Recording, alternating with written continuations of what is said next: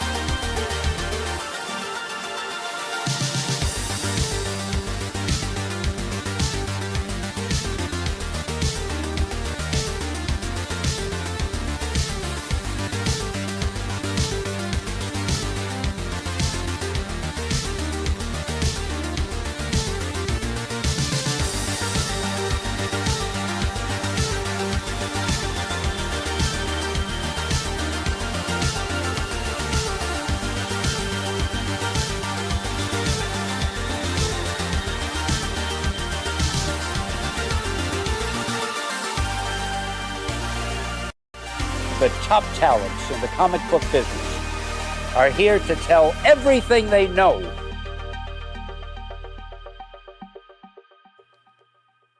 What is going on, peeps? Another peoples, my peoples. What is going on, everybody? Thanks for joining us. Another Tuesday night here on the Industry of Comics show on Beyond Wednesdays. Got the crew minus one compadre. Jesse's so busy over there, man. He's just books out the door constantly. So Jesse's getting homeboy's got to take a couple vacation days every once in a while, man. I sure as hell do. Yeah, right. Timothy Brandt just brought up something again. My stoner brain just goes boo. Marshmallow Peeps. Do you guys eat marshmallow Peeps during Christmas? How do you eat Peeps? No, How do you eat Easter. Peeps? Or Easter, I eat Easter. them when they get stale. Whenever they go on clearance, I rip the pack, I let them get semi-hard, and that's when I eat them. Fucking A. Just like me right now. That gives you some semi-hard. Jesus, we went out of there. Fucking woo.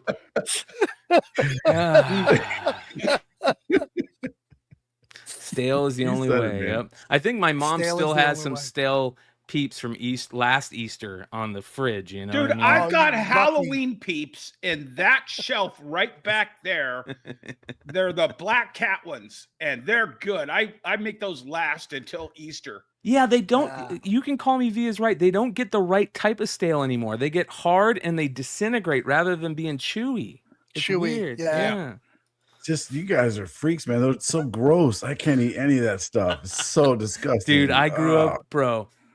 I love my mom to death. I like every grown American male.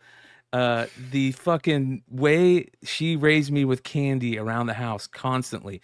My mom would decorate with different types of candy. Oh, M&M's has Christmas and colors before out.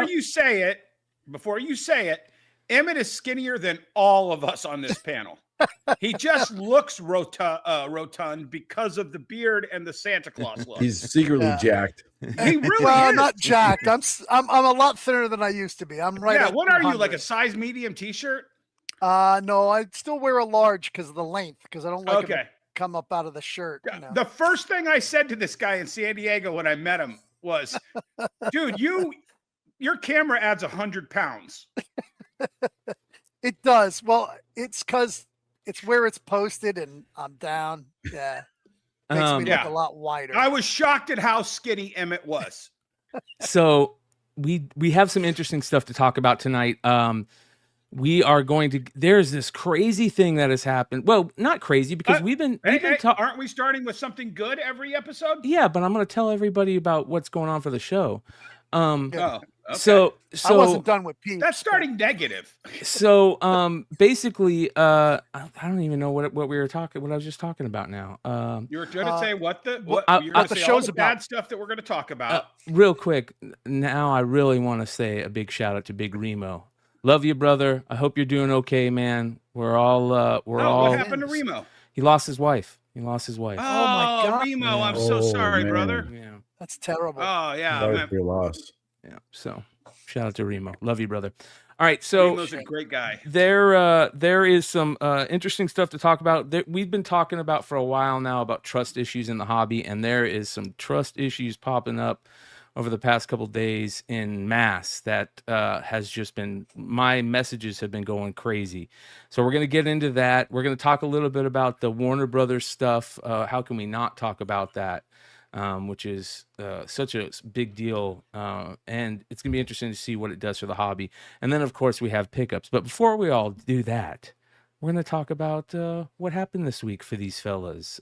Emmett, why don't you go first, brother? How did this week go for you, my friend?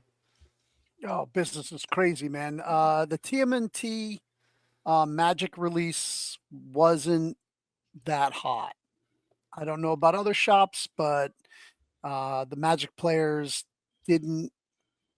They signed up early, but then a lot of them canceled, and it's been selling slowly, but business is still ridiculous. My traffic is insane, and I'm blowing away my target my weekly target. I got to get rid of it because, or just make it astronomical because money's flowing and I'm not doing almost nothing online. So, Nice. a couple of grand a week online, just on eBay, but that's nothing to talk about really. Shout out to Rye, who just dropped his $2 super chat. It says, "What up, comic friends? What's going on, brother?" Was this a set that people have been waiting for to come out for a while now? A lot of people were talking about it, but then when the cards got released, like they let the cards out, and people were looking at it. And I have a bigger player base than collector base. They weren't happy with the cards for playing Magic. There was a couple of decent cards, but not enough. And we pulled a monster. We pulled the 8-bit Casey Jones from the collector box. Wow. So it's like a $400 card. Yeah. But so real quick, Brian, remember that pizza selling booth at New York Comic Con out by where I was smoking? Mm-hmm. That line on the first day was about 40 or 50 people long. And when you bought a pizza, when you bought a slice of pizza, I think it was like for what, $5, Emmett? Yeah. You got a coupon to take to the Watsy booth to get a free promo from this. Then they started hitting eBay and they were popping off at $40 and $50 a piece. Then the line went up and down and back and forth and round, and they were bringing pizzas in from across New York. And they just kept serving those pizzas and selling those coupons. And it was huge. You would have thought just from that community, from the comic community who also likes Magic, that this was a surefire hit. Yeah. But when Spider-Man didn't materialize in that huge way that all the other Magic sets were hitting on, I think that threw a giant bucket of water on the Turtles drop. But I think in the long run, these cards are going to be evergreens for every Turtle collector. Yeah. They're gorgeous. I ripped a bunch for singles for my stores. I didn't pull anywhere near as good as Emmett. Fuck. But I think these are going to be evergreens, and buy them cheap if you can. That's all I'm telling people. Yeah. The worst that I'm up in the air about whether I put my collector boxes actually for sale to my customers. I'd get rid of them. I don't think the collector boxes are going to shoot up. Well, here's the thing: is the margins on it for what it's selling for on eBay. They're selling below MSRP for like $350. Yeah, they cost me $329. Right. So and Spider-Man selling around that price right now too. Yeah, Spider-Man I heard is just languishing on shelves. Is that true? Yep. Yeah. Yep. Wow. That's surprising. But it's all right. Like Magic product is it's a marathon, not a race, guys. Not a sprint. Not a sprint. No. Yeah, Dennis is right. It's the good thing is when something fails and it gets a low print run and you sit on boxes and then 2 years later they make a new card that works with that old card and everybody wants them fucking boxes. What is it? Biorhythm is an old 50-cent card that's now going for 40 or 50 bucks. Yeah. Yeah. I had 20 of them in my back bins. It's so weird. All it takes is for them. I mean, I played 10 years ago, but I remember that happened with the Phyrexia. Something got released and then I had a bunch of that stuff. And next thing I know, I'll keep people coming and asking for it. And I was like, what's going on? I need to raise the price a little bit. But yeah, Magic you're absolutely right. It's definitely a marathon for sure. Yeah. Dennis, what about you, brother? What do you have going on this week, man? Sales for me online have been exploding. I've gone up probably another 20% in sales post Christmas. Brian, if you go over into our group chat, I just shared a couple of the big boys. So I told you about this. These have been sitting on my eBay store. Somebody just found out that you could get an autographed Michael Jordan baseball card in these, and all of a sudden now everybody wants to break them. and somebody offered to buy my remaining 5. I had a case of them up for 2 years, and somebody offered to buy my remaining 5 at still over what the last box sold for, and took that. Next one. This is a $900 PS2 game, Rule of Rose. I have 2 of them. Nice. But yeah, out of nowhere, sold for $900. Yeah. And this was this is a 5-year-old box of Pokemon. It's the golden box. Yeah. And it's $1,200. Wow. And this is a record-breaking sale. PSA 7.0, Batman 151. I believe the same CGC sold for $550. So it's about 150 over the high CGC. I got $1,000 for my raw copy. Wow. Nice. How long? I mean, was it pristine though? It was, 5 weeks ago, 6 weeks ago. Not bad, dude. Not bad. Yeah. Sean, what about you, brother? So I just think online, for me, online's been great. The stores have been performing above average, and there's still a lot of money to get out of this industry. Taxes haven't all come in. Yeah. Sean, what about you, brother? We had eBay onboarding today. Boring ass call. But, an hour and a half. There's probably 15 of us or something in there. They just do a big, massive thing. But that was pretty cool. We had a humongous new comic Monday show. We didn't get our lunar in until Monday, and we did our whatnot show. There were 4 of us in there doing the show. It was our biggest one we've ever done. It was wild. We did, if you bought 8 books from us, you could get Nectar at cover price. Wow. So those Nectar, I was encouraging people to and that's going for like $30 now, $35. Crazy. How many I did my Spawn eBay show today, and that went really well. Nice. They had a choice between Nectar #1 or D'Orc #1 second print they could pick for every 8 books they could pick one. So you went that heavy on Nectar, huh? You know what? I got pretty lucky. I like the ratios, and I noticed they were in bundles of 10, so I got 12 bundles of 10. The 1 in 50 ratio we had sold for $300, which was wild. The most I've ever sold a 1 in 50 for. Wow. Yeah. Should I hold my good picture until pickups, Brian? Yes. Okay. Yeah. Because that's pretty much the best thing that happened today. So the Wayshack variant, there was also there's 2 of them, right? There was a color and a black and white, right? Mm-hmm. And the black and white was the 1 in 50. Yes. And what do you remember what the other one was? Did they save that for a ratio or just was it open order? No, they were both ratios. Okay, so 1 in 25 and 1 in 50. Did you get to read Nectar? I did. It was solid. It made it into our mez. We did our review video this week. It was butterflies aren't very scary. Yeah. So but they made them appear as a good threat. So I was like, man, I'm really looking forward to the next issue. Yeah. Sounds. Really the next I only got 2, so they were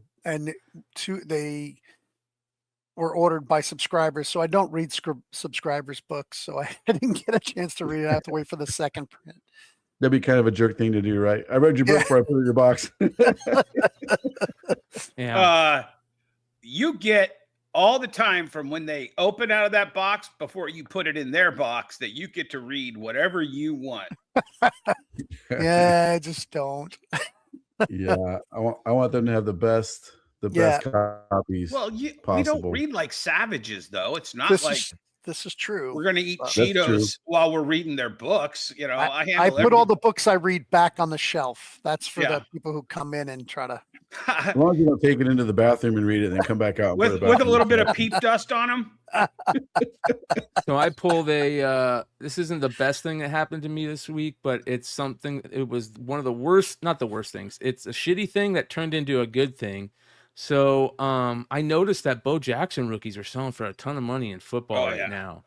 And I have a PSA 10 that I'm like, you know what? Like, this is going to pay for fucking MegaCon this year if I put it up. So I put it up, but I'm an idiot, and I was putting up all my other buy it now items, and the Bo Jackson rookie was supposed to be a auction item that I was going to start on Sunday at like around 5 p.m. And I put it up with the buy it nows as an auction. So the Bo Jackson rookie went up on midnight. So it ends on Sunday night or Saturday night at midnight, basically. Already at 2 Gs? It's already at 2 Gs, yeah. Dude, I have like 20 of those. In a PSA 10? But they're hard not to not great they at PSA 10. They're very tough to grade PSA 10. I can't even believe it. Yeah, they're very tough. That year was so off center. Mm-hmm. Well, it had... Is it 89 or 88? It's 88. Right? It's the last decent year of football cards until like for Topps. Oh, come on. 89 traded is a great set. Traded? Yeah, that's not that little traded box. It's got Barry, it's got Emmett, it's got no, it doesn't got Emmett. Aikman. It's just got Aikman and Barry. But no, there's a third one. There's a third one. I'm pretty sure it's no. 89 Sharp. Traded. Sterling Sharp. Yeah. 88 traded. 89 traded is Emmett. So I was like, it's a kind of a bummer. And then I woke up and it was already at $2,000. I was like, okay, I'm good. It's good. Take the good, take the bad. Yeah. All right. We got to talk about some stuff. We've been talking about this pretty loud for a long time, all the way back to the Flip Side days. I mean, it's just something that we always said, call out the bullshit. There's ways to do it, and do it in a decent way. In my opinion, there's ways to be douchebags about it. There's all kinds of ways to do it, and it's kind of something that I think really needs to be spotlighted right now in our hobby, because the hobby is good right now, you guys. It is really fucking good. I can't believe how awesome comics. To me, comics is in the best place it's been since the pandemic. You know what I mean? Like, agreed. It's really fun to me. I see people having fun. There's a lot of fucking money rolling into this hobby right now, though, and that's good and bad. I mean, it's good for people like Dan Quintana, who just sold an original art piece for his Absolute Batman 16 cover for $100,000, $30,000 more than the Nick Dragotta #1 cover original art, which is crazy. It's good for the Hell Destroyer Comics, who did that variant and had such a great sale and sellout on those variants. It's good for all the fans that fell in love with that art and bought those signed books. It's also good for the scammers out there to go, there's a lot of money out there, man. It's fucking blood in the water right now. They're chumming it. Yeah. And I kind of relate it to pickpockets, right? Like, whenever the Olympics comes to town, it's good for your city. It brings a lot of money into your city, but it's also good for the fucking pickpockets, man. And the hookers. Yeah. Yeah. They do well at Comic-Con too. So I see Dennis's fucking little fucking, if we're gonna clip this, I fucking see Dennis. As soon as I say it, Dennis starts smiling, and I'm like, this motherfucker is gonna make some dumb fucking comment right here. I can see it. I already had the punchline on the tee, and you just fucking stepped up to the plate, and I was ready to put the ball on the tee right after you finished. So it's there's a lot of fuckery going on. You went pickpocket, I went hookers. There's a lot of fuckery going on right now because of it, and we have to be careful. a lot of people felt they got screwed over during the pandemic because there was a lot of fuckery going on there, and there's some weird things that happened with, you know, prices. We see this huge price drop, and a lot of people who got into comics kind of felt like they got taken advantage of, and we lost a lot of those people, in my opinion. And I don't want to see that happen right now, because there is a lot of people jumping into this world via, you know, Absolute Batman, with manga readers, a lot of, you know, like people who maybe, you know, grew up reading anime, or grew up being into anime and reading manga, are now like, oh, Absolute Batman's kind of fucking cool. So now maybe they're buying comics. You know what I mean? You've got the dork stuff happening, where it's this fucking really cool, fun series, but it's, you know, you could see it's rife for, you know, a lot of people coming over into from that maybe have never been into comics, the real world of comics, are now jumping into this, and they're just putting out their money, and they're being taking advantage of with these fucking fake metal variants. And we'll get into all this. We've seen fake metal variants, we've seen fake cards, we've seen fake autographs, we've seen fake comics. They're literally printing fake comics right now, and we've talked about some of these. But over this last a few nights ago, there was this, I start getting messages saying, hey man, you need to check out this show that's happening on Whatnot. And sure enough, there is this seller on Whatnot. And I want to be careful here, because I don't want to, and this is what I mean by, we can do this in a good way, we can do it in a bad way.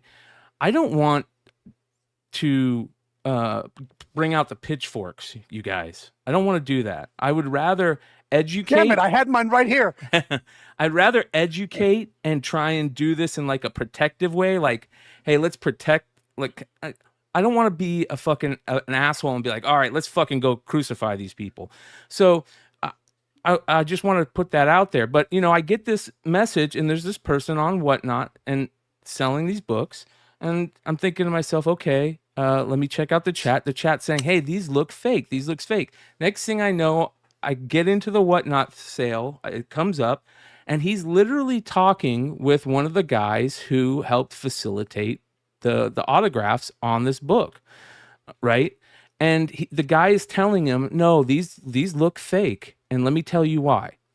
And I start immediately thinking, okay, so I'm thinking, where's he getting these books from? So I start asking in the chat, hey, where did you, and unfortunately I missed all the part with the guy. So right as I get there, the guy's like, okay, hey man, I'm taking off, and he left. And so I want to know, hey, where did you get these books from? So I'm going to give this guy the benefit of the doubt here. I don't want to, you know, say that he has anything to do with sourcing them yet or anything like that. I want to know where you got the books from. So I start asking. A lot of people start asking in chat. I give my name. I say, hey, this is what hit me up here. I have a YouTube channel. I have an IG. Please follow up, you know. And he sounded very worried, the guy who was selling him. He sounded like, you could tell he didn't want to give up his name. Like, maybe he's friends with the guy and he doesn't want to out him yet. Maybe, you know, I don't know. Maybe he's been providing him stuff for a long time. Exactly. So it kind of got me a little worried. And then the next thing I know, my inboxes start flooding in. And I've been shown fake. Let me show you guys some of these, some really crazy stuff. I've seen what looks to be fake autographs. That doesn't look like a real Snyder autograph to me. Maybe I'm wrong. That looks off to me. But I've definitely talked to people that say, that kind of looks off, right? Or maybe that doesn't. That looks a little sus to me. I don't know. Is this Kirkham's, or is this Otley's signature and Kirkham's signature real? Are these real? I am getting a ton of people going, hey, there is a ton of stuff, and we've seen things like this. Dan Quintana himself, we have now the artists themselves pointing out, hey, they are faking the books. Them, not just the autographs, they're faking the books themselves. This is one of the things that we saw. A literal fake copy of Absolute Batman number 16. So then what did I get? These people that are finding out about their fake autographs go, hey, I also am being told that there might be fake books out there, and I think I might have one. and they're coming from the same sellers and similar sellers, and it starts now my head starts going, okay, we got something we got to be careful about here, right? This is all coming in, all this money is coming in. This is something we got to take a look at. And I think it's very interesting to have these guys here with me who are in the industry on a different level, right? That are seeing this stuff, that have seen this stuff in the past, and that have seen this stuff happen in the past, and how it affects you, not just the industry, how it affects the trust of your patrons, right? The people that spend money with you. The guy, a lot of people that reached out to me, there's been a couple names that have been said over and over, and a lot of those people that reached out to me said, I've been shopping with this person for a while. I've been shopping with this person for a while, and I have a lot of stuff, and now it makes me sus. And not only does it make it sus to me, now it makes me go, man, I fucking don't want to be in this hobby. Yeah, I don't want to do it. That's worrisome, because that is true. That will burn people out real quick. Yeah. It's you know, and it's like I said, it is rife all over. This is this shows up a couple days ago. This is a hot book, D'Orc J Gonzo variant. It was a retailer exclusive. Now all of a sudden, J Gonzo is putting out a post saying, this has nothing to do with me. I don't know what this is. There's some super rare, high quality metal variants of this. And this makes me go, hold on here. Are retailers just making metal variants willy-nilly now? And guess what, you guys? We have somebody now on the show who's a fucking printer that we can ask, does this happen on the printer level? Is this happening? Are there people out there that are just printing these things willy-nilly? Sean. Sadly, it's not hard to do. It's hard to do it right. Like, notice how that logo's all cut on the DC book. It's hard to do right, but if you want to throw some fake crap out there in today's day and age, it's so easy to just look download at an image. The spine on this book. Yeah, there's a lot of sus stuff on this. Like, so he has a glossy cover. So and with the fracking right there, you have to score. The printers will score a digital printer. It puts a line down the middle of it before it don't folds teach it. them how to make it better. You got to have a fancy printer to do it. You can't do this with a $600 HP you get from Costco, which is what he did. He's trying to do. Very obvious that is what this. And it was funny because on our phone call the other day, which unfortunately Emmett, we've been leaving Emmett out of on purpose. So our phone call the other day, I said to these guys, the only time I ever have seen this on a comic book is the old Platinum Spider-Man #1 from the Torment era, because it was like almost like a cardboard cover, and they didn't know how to do what Sean is talking about. They didn't know how to print these and fold these properly, and and so I had multiple people hit me up and say, hey, I'm worried that I have one that's fake. Is mine fake? And I would tell them, here's how, in my head and from what people I've been talking about, the current fakes of this book that are out there, the way to tell your difference is to look at the spine. If you see this happening on the spine, that's not normal on any book, right? Other than let me correct a little bit there. So if you get a Marvel book, their stuff is so thin. It's very common to see this on a Marvel book, especially if it's just put in a box without any protection, and then it's bouncing around in the box and it's rubbing up against the side. You'll have some of that scoring a little bit, but there's a difference when you look close enough. There's a difference between rub from friction and actual cracking from being bent over. Yes. Most books won't have that. That's clearly cracking on the side of that. Is that in a slab or is that in a top loader? It's in a top loader. Okay. And here's the other thing: the printing on the DC very off. We don't see that very often anymore. Almost never, because anymore. With digital printing, it's so exact. Yeah. I'll get out of a case of exclusives. I'll have 2 that just went through the printer weird. They're miscuts. I like to save them. I like to collect them, but it's grossly off. It's not like a little bit off like that. And it's 2 out of 3,000.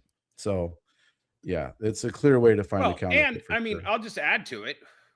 If the seller knows that these are fake and he puts them in the U.S. Postal Service, he's committing federal mail fraud.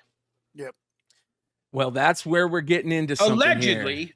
Yes. Allegedly. That's where we're getting in. That's going to be something we're going to talk about quite a bit over this whole thing. So this post was from this person on IG, Claws Out Collectibles. Put out a post and I'm going to bring this up, but basically they said, hey, I think I've gotten a fake, I got a fake book here. And I'll bring that up here. And that was it cute that Brian couldn't figure out that was Claws Out though? Yeah. It's Claws Out. All right. When it's run together, I can never figure it out either. Yeah, same. Oh my God, my live sale today, I had every single name in the chat. All right, here we go. So this is the post. Let me start by saying the purpose of this post is to make the community aware of an issue. I'm not sure it is widespread or not, but it's something to be on the lookout for with your books. Last week, I was sold what turned out to be a bad counterfeit signed Absolute Batman Quintana variant from a pretty reputable seller on Whatnot. It looked off the second I opened the package. The cover's color was dull. The image itself was slightly out of focus, way off center. The spine was cracked badly, and it was folded by hand, and it was obvious the staples were poorly reattached after the home printed fake cover was put on the standard issue 16. As you would does imagine. he show is this the one where he shows the staples? Yep. Inside? Yeah. This is the dead giveaway for me. Okay. So here's something that I need to put out there. When you've had somebody that's done this, the naming names part is something that's interesting, right? And I feel like if you are somebody that gets named in one of these, it's all about how you fix it and the amount of times that you've been called out or that there's some fuckery afoot, right? It's a reputation. What's going to show up in your past? What's going to show? Because now this guy called this person out. And you sold this on your Whatnot show, and you didn't fucking know it was fake. So the seller I purchased the book from was Deviant Nation, and I have new evidence to prove this has been a long-standing issue of fakes being sold across comics and cards on multiple platforms. Brian, can I ask a question? Is this the same seller that was selling the one where people were shouting him out that it was fake in the chat? No. So that's what we're going to get into. Okay. I want to put. Yeah. So, it says here, please be hyper diligent about any book you buy and question anything that doesn't seem right. Too good to be true. So, the next week, this stuff starts happening now with the image that I showed you of the sale the other night. We see the same fake Quintana signatures and some other signatures. So the person that was on selling this Whatnot sale was not Deviant Nation. And the person's name on Whatnot goes by Halo 13. It's known. There's screenshots all out there. I'll be going over a video once I get a chance to edit it, some things out of it that I was recording from my phone, and some messages from other people were popping in. So I got to get rid of those. I don't want to put anybody on blast. But the person that did the Whatnot sale this time, that sparked this craziness, goes by Halo 13. And I asked him multiple times. I said, please let us know who you got these from. and he would not say. There's a lot of people in the chat who were there, which is very interesting. So he wants to take the hit. Yes. Yeah. So I don't know if who this guy got this stuff from. If anybody knows, if he said in that show, let me know. I'd like to know where this came from. If it's a name that is already being called out, it's going to be very interesting. Okay. And I want to get back to that because in that original post, the person says that he has a bunch of evidence. So I want to ask Claws Out Collectibles. I'm going to give you a follow. There we go. I'll maybe reach out to Claws Out Collectibles and say, hey, I'd love to know those other things that you have called out because I have seen other things as well. Very interesting things. If you're like Robert De Niro now. I've seen things. I've seen things. But this is not new. I mean, it just wasn't as prevalent. I mean, Teenage Mutant Ninja Turtles 1. Yeah. We've seen fakes of that. But do you remember Cry for Dawn? Yeah, we talked about that. We talked about that on the show, on the call that you missed. On the call that I missed. Well, and at least I'm hip all of to us what's going on. Old-timers remember all of the old-timer before us talking about the Cerberus one. Yeah. Just blanket of I'm always looking for that Cry for Dawn fake. Yeah. I'm always out. Brian, I shared in the chat. I took down a huge counterfeiting ring 13 years ago.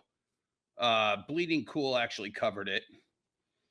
So these guys hit the Detroit area with a whole bunch of fake sketches on like blank covers and on comic boards. Oh God, Rich, kill your freaking pop-ups for Christ's sakes.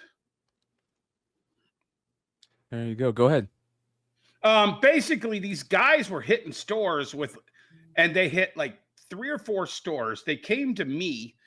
I was the only one with a working video system. And so they came into my store and then we had a little group chat on Facebook. And I said, hey guys, be careful. I saw a bunch of fakes come in and they tried to pass them off as real. And then all of a sudden it was like, oh shit, you're kidding me. And it was Kirkman sketches. It was Fiona Staples sketches. And I forget there was somebody, Rob Galori, Chew sketches. And these guys gave them thousands of dollars in store credit or cash. They came to me. Well, I'm like, I pulled up the video footage and I shared the video footage and I put it on Facebook. And then all of the sudden, all of the other stores started sharing them. And somebody who was friends with these scumbags immediately messaged me to take it down. And I said, I'm not taking it down.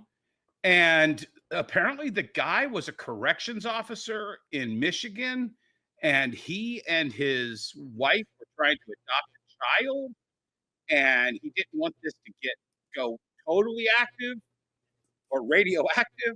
Mm-hmm. And he took all the money back, made everybody whole, and then came in and begged me to take the post down. And I think we did, but we made him squirm. We made him make everybody whole. So it takes the community, Brian, and you're doing the right thing. You have to expose. You didn't tell him that you hired a guy to do your Facebook and you'd have to pay him. So you'd have to pay No, I don't want his fucking dirty money. It wasn't about that. It was about taking down a scumbag who was preying on and I mean, this is 2013 Walking Dead Kirkman sketch. Sadly, yeah. That's crazy. That's as good as money. This is post Saga Fiona Staples sketches. Rob Galori post Chew sketches. Well, what's good now, just on that note, like this is what I'm thinking as I'm hearing you say this, Dennis, is that now with the internet more prevalent, I guess, and it's much more access to information, easier to share information. You couldn't do this back then. It seems like we're quicker now to call these guys out and squish the problem, you know. Well, but hold on a second. Well, this is 2 dealers across several weeks that one got away with it before the second one brought the heat to it. You know who this is very good for? CGC and PSA. Right, but here's the thing. Fakes have gotten through everybody at some level. Yeah, well, you can't tell most people that. Well, people will fake cases. We've seen, you know, like where they'll figure out how to pull books out of cases and put them in. We've seen that. Well, yeah. You know, but here's the interesting thing. So, like Sean said, you have the internet these days, and the internet, once you put stuff on the internet, it's kind of forever. Even if you think that you've taken it down, you don't know how many people have screenshotted your shit and already shared it. Yep. I still can't find those CGC videos though. You can definitely find BlackRock has money enough to make the internet disappear. You can definitely find things from the past. And here's the problem, you guys. And this is what I want to get at. I don't want the pitchforks to come out yet, but there's fucking evidence out there. And when there's evidence of multiple fakes, I'm talking about multiple fakes. When you're selling multiple fakes, and then you start looking and you go, not only that, a lot of your shit, some of your shit that you put out looks like it's IP, walking that IP fucking theft line in a major way, right? Or just straight up. No. I mean, it's beyond IP theft. Go to the eBay store. Well, not only that. So then I get this, and again, you know, just being honest, this is what I see. I see this. What are these? What are these? These are metal cards in one touches of Absolute Batman Quintana in the images. Who's printing these? Right? Who's printing these? That's not the same person who printed the Bart Nose baseball. I'll tell you that fakes have been around forever. It's up to us. They have a new hobby printer. They have a new hobby, that prints with not acrylic, but I'll tell you who sold them. They cost nothing. Or there's smoke fire. Is that somebody selling them? 9 available, 15 each. Is he calling them out? I don't know what's going on here, but who is Deviant Nation? I don't even know who this is. I don't know. This is the guy. Same guy on Whatnot. Same guy who's being called out for selling the Quintana fake. The same guy. Does he have a name? Does anybody know who? I don't know who he is. No, I just know a Deviant Nation Comics. I made a post on Facebook asking for information about the dude, and somebody just said, what was it? Somebody dropped his first name. I've dealt with Zach once. He seems okay. So I guess and that's the thing. Listen, if this guy, you guys know Beyond Wednesdays, hey man, we'll put a seat for you on the channel. Like, tell us where you got this stuff from. Like, if you didn't make these, where is this coming from? Because nobody should be printing metal cards of any DC products if it's not, you know, like put out by them, and it definitely shouldn't be reprinting variant covers from artists that you know what I mean. Even if here's the other thing, and this is what we've seen. This is here's a heads up to any retailer out there. Hold on real quick, Emmett, because this is interesting, and we got 3 retailers on the panel right now that I can ask. If you guys thought, hey, wouldn't you know, everybody's doing COAs right now, wouldn't it be cool just to make the cover a card and call it a COA? And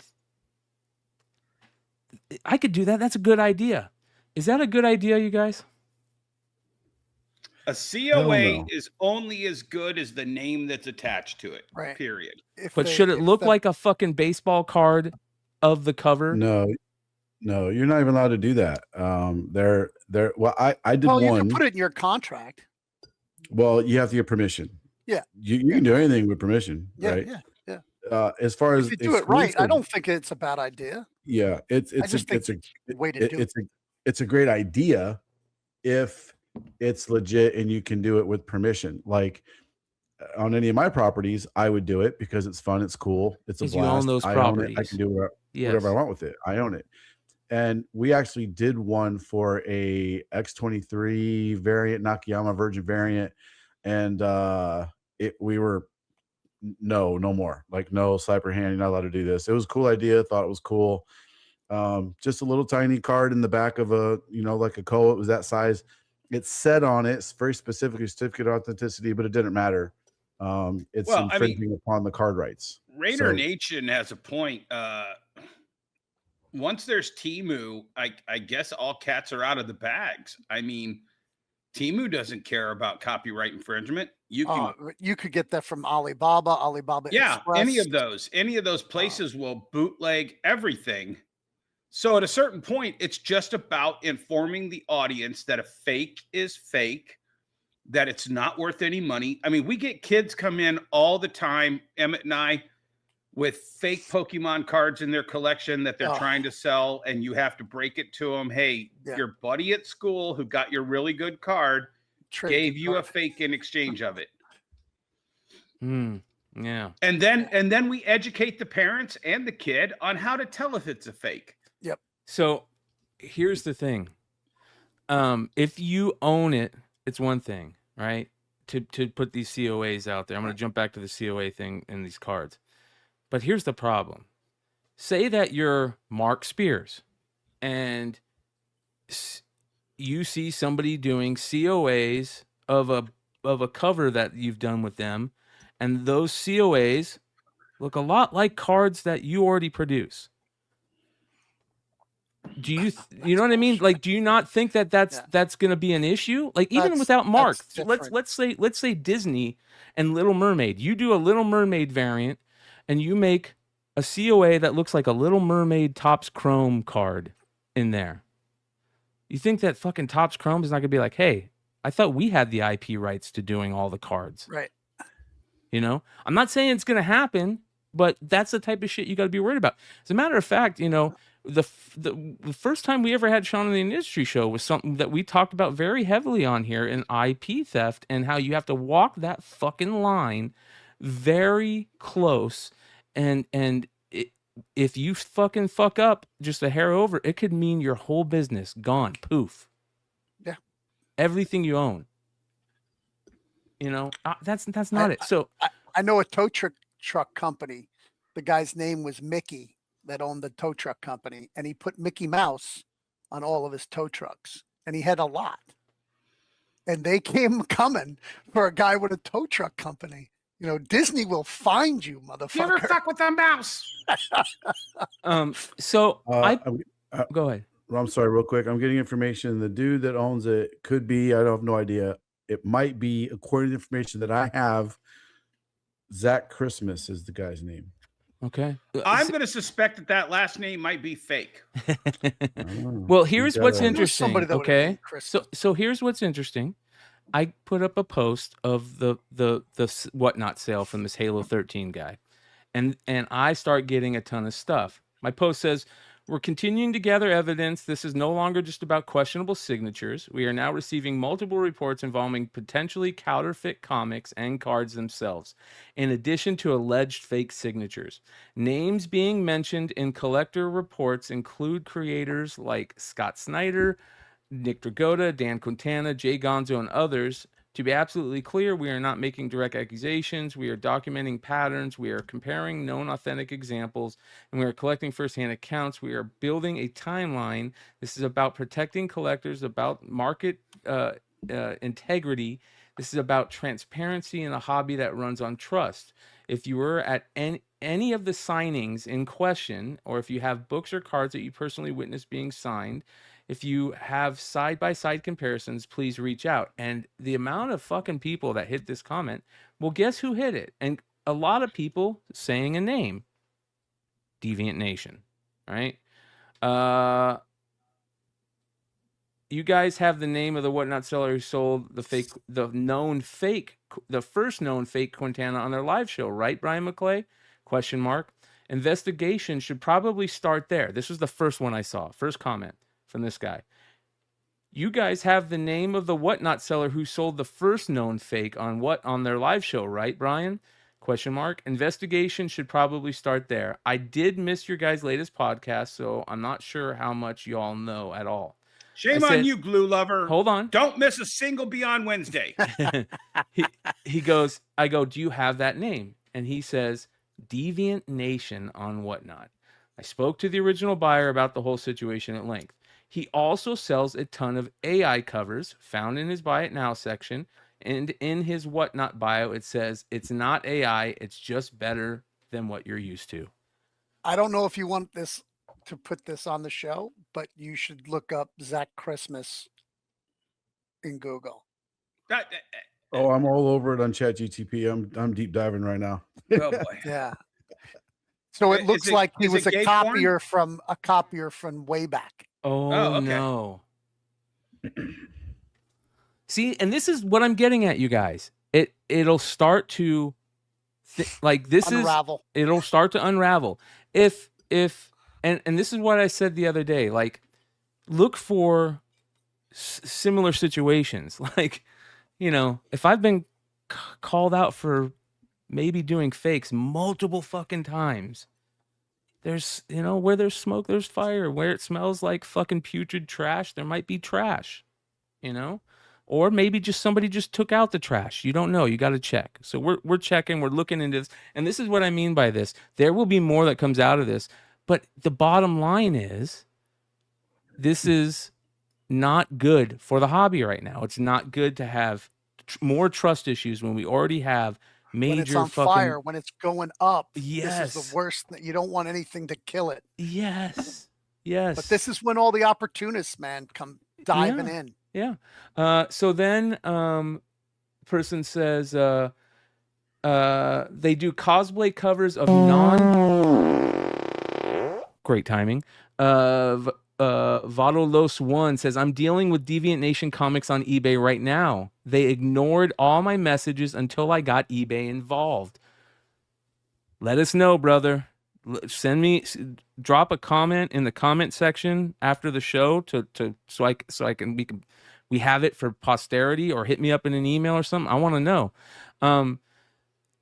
Another person comes in and says they have do a bunch of cosplay covers of non-public IP. I can't figure out how they're still operating.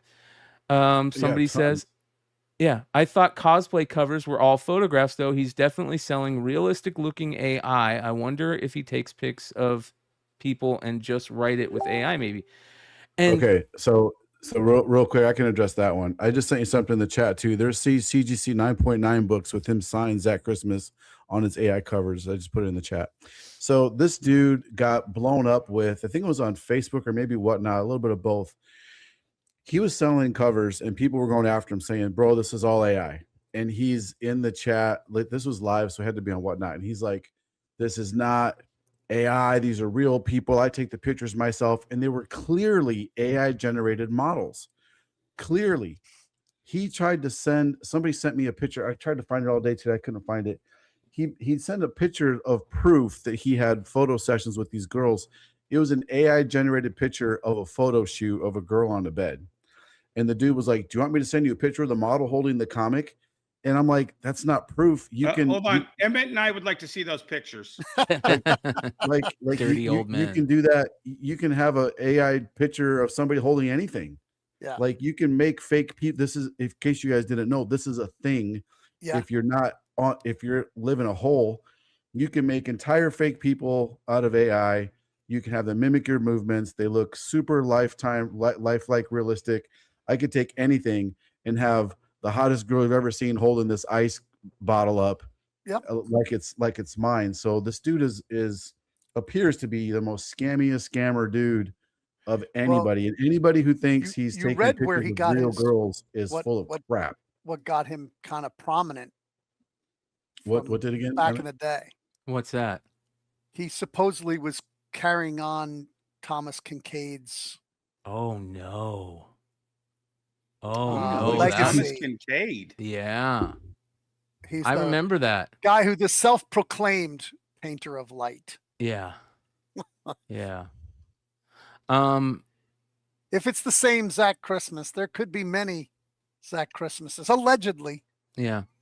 And to be clear, because there's some people asking in the chat, the book that this guy supposedly faked, or that there's allegations of him faking or having sold a fake book. We'll get into that in a second here. At least there's allegations of him having sold the fake book, but the fake book that he sold was a Hell Destroyer variant for Absolute Batman. Hell Destroyer, aka Sean, one of the most solid dudes that I've dealt with. You guys know me. If I feel like there's something that stinks a little bit, I'm gonna say, there's something smells a little bit. Sean, Hell Destroyer Comics, very solid dude, and great job on that variant. I mean, it's Quintana's art and cover, but Hell Destroyer did well with that. And very solid dude. So just heads up on that. So next, it keeps going. Trust me when I say this, Deviant Nation is well known for what they put out. So then I get a message from Deviant Nation. Deviant Nation says, recently, an inauthentic book was identified that had been sold through our business. The book was not knowingly sold as counterfeit. Once we were notified, we immediately refunded the buyer and began reviewing how this occurred. We take full responsibility for what we sell. In this case, we should have caught it, and we are sincerely sorry. To the buyer, to the creator involved, and to the original producers of the book. We have traced the acquisition source and are strengthening our inspection procedures to ensure this does not happen again.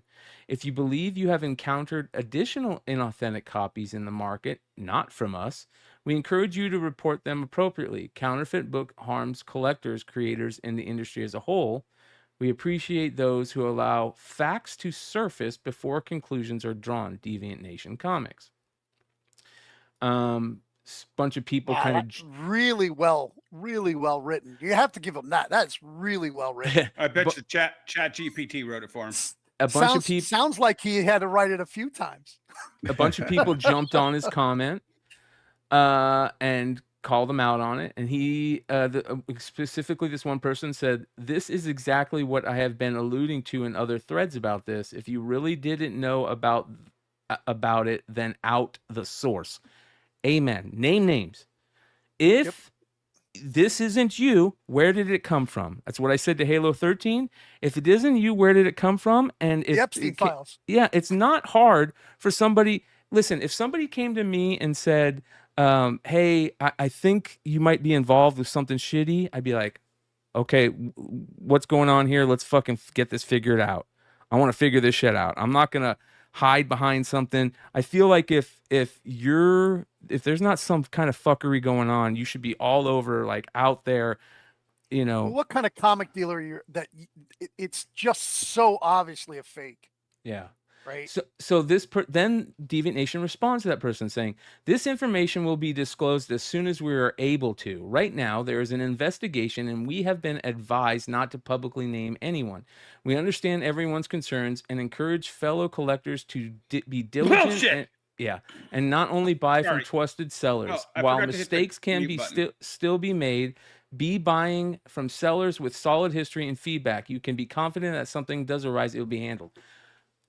This shit is crazy to me. Like, where there's smoke, there's fire. And this guy, like, all the shit in the chat that's being talked about, like this Thomas Kincaid shit, man, you have been around, you have been called out for fuckery quite a bit, man.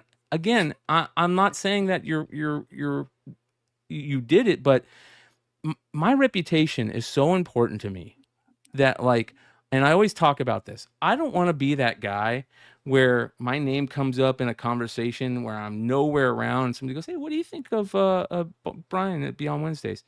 I don't want to be like, that guy kind of a fuck, like he's done some fucked up shit, I think. And, every time I talk about somebody about him, it's always something negative. Like, I want somebody to be like, "Oh, fuck yeah, that dude's cool. I don't know him. Oh no, I do know him. Yeah, he's cool." I don't want him to be like, "Yeah, man, there's a lot of things that that is fucking so important to me."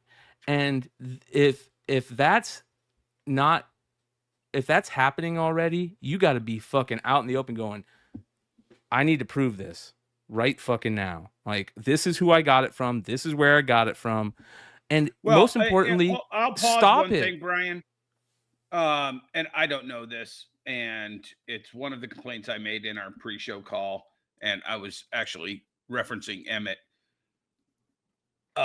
He might be under investigation by Whatnot if he got enough reports about it. Might be under investigation by more than just Whatnot, it sounds like. I don't. Everybody else who could investigate him don't work fast. He shouldn't be selling on either thing right now. To me, I get it. They have to follow rules, but in reality, like, I see this and I go, man, there's some fuckery going on here. Maybe we need to look into this more. And when you look into it more, you see even more fuckery. And is it interesting that everybody not everybody, but two of the people who have been the biggest scammers have the word nation at the back of their fucking title? We're going to get into that here in a second. This look, if you're wanting to be a scammer, don't call yourself something nation. I mean, we're automatically going to assume some things. That CGC cover we pulled up, he lists himself as the artist. That Christmas cover, it's clearly an AI generated and he signed it. Did he sign it as the artist? And he signed it. And CGC graded it. I mean, they don't know any better. They're going to do whatever they tell them to do, which they shouldn't. They should know better. They should, but I mean, I guess listed on the internet as an prominent artist. Yeah, it's ridiculous. It's so AI. It's insane how AI it is. And here's the other thing. So I start noticing things. This guy's pretty. One in the middle is a rip off. You know what he is good at, unless they're all ripped off. See, that's an actual. But go down. That Catwoman, I sent that in the chat too. That's a blatant rip off of a Kirkham cover. Oh yeah. I was gonna say, at least he knows composition. That's a legit 423 Fan Expo. Yeah, but that is a legit variant. I think that's a legit variant. There's a lot of legit stuff in here, but that's how you get. Listen, that's how you get away with selling. That's how you launder. That's how you launder counterfeit. 1000%. If you go to his actual store and scroll through it, you'll see nothing but AI. That's. Hey, did he use my likeness on that Spider-Man book? You saw it, right, Emmett? Yeah. Yeah. Okay. I just I think that this is going to. No, is that a Mark Spears up there? Is that a legit Mark Spears? Dude, there's a lot of Mark Spears on here, bro. There's a lot of Mark Spears on here. 1 and 250. There's a lot. To be honest, there's a lot of Mark Spears on here. And somebody said to me that he's big in the Mark Spears fan groups. So looks like he's making money. Did you Deviant Nation? You got a chance to do the right thing. You need to come clean. You need to have your come to Jesus moment. And there is no value in integrity in America today. Yep. So here's what's weird. His eBay store is actually under White Oak. The URL, I put it in the chat. It's White Oak Comics. But when you pull it up, where's that at? I put it in the chat. Deviant Nation. And you scroll through it. He's got almost 20,000 items sold, and everything. It's so obvious how fake everything is. It's ridiculous. It's absolutely ridiculous. There's a couple legit things in there, but he's got one of my mystery boxes in there. But yeah, it's almost all fake. Ultimately, he's going to. This is going to cause people to look more. Yeah, to look more into his stuff and what he's sold. I mean, I can just tell you. I can't believe. I put magazines online and I get them pulled for being.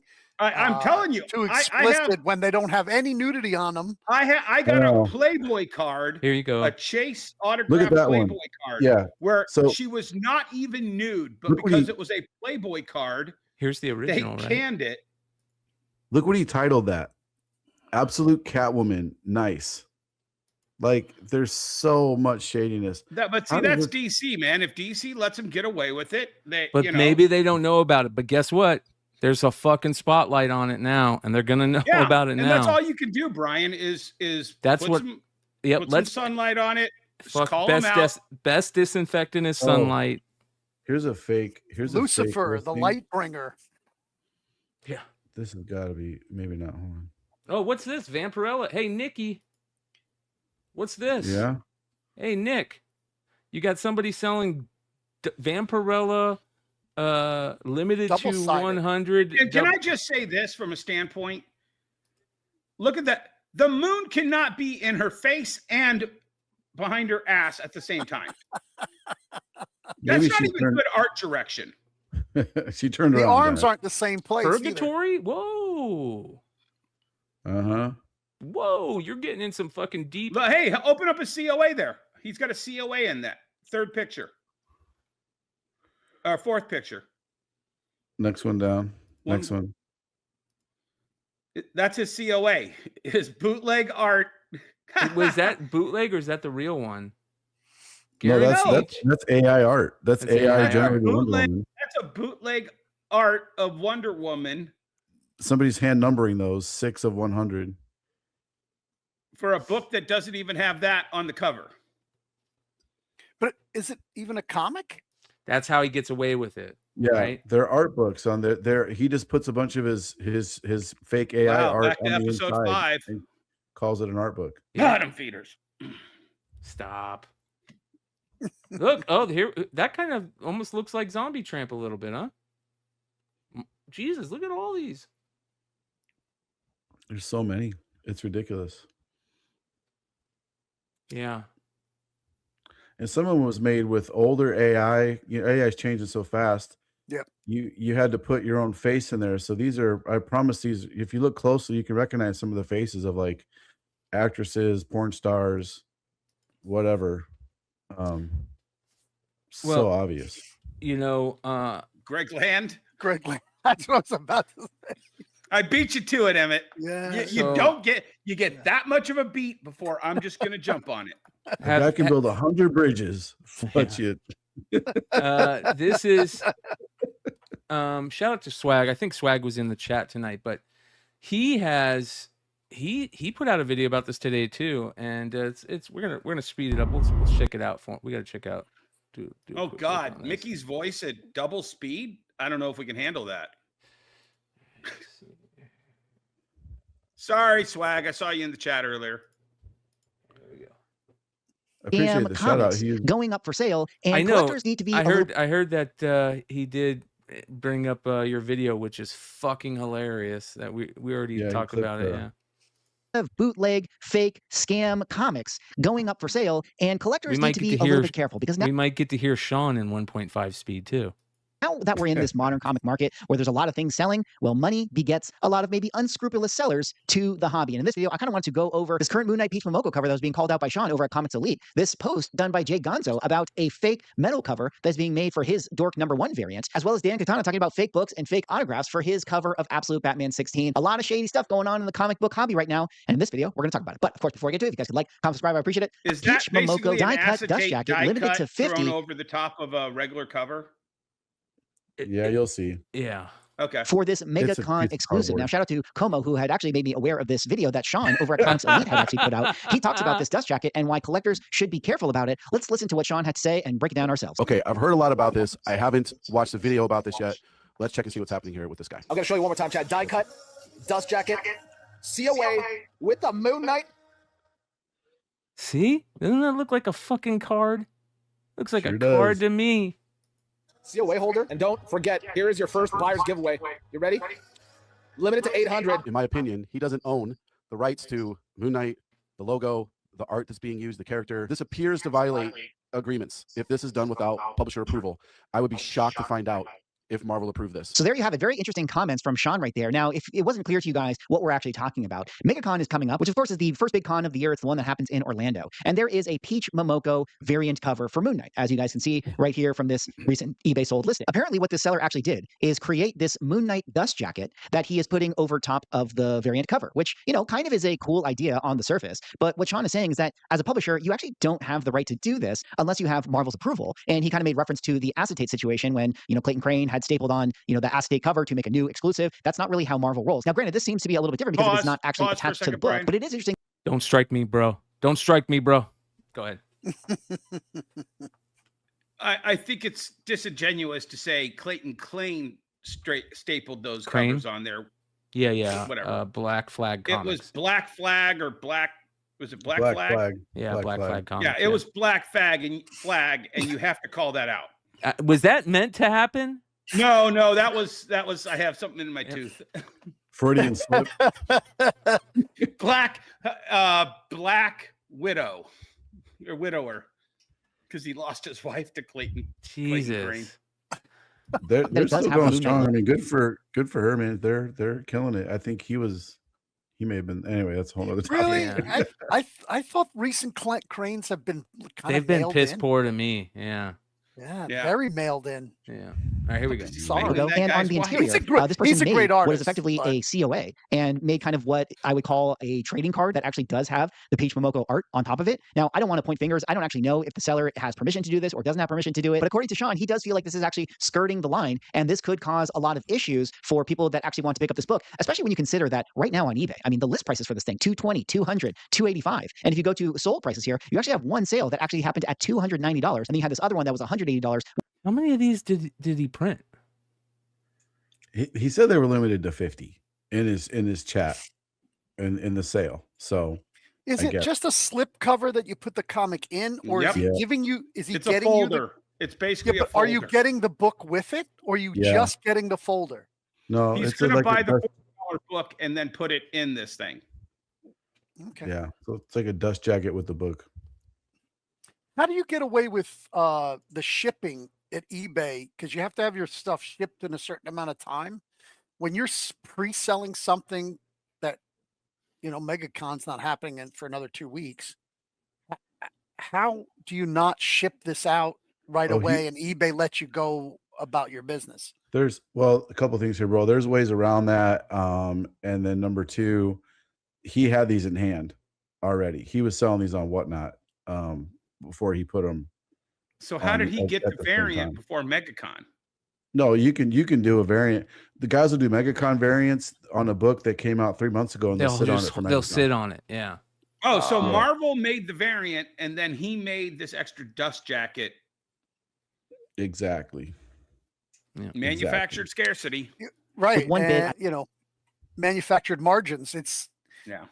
Listen, it's not a bad idea, but it's not legal. It's a cool idea. It's something that could be very cool, but just do it right.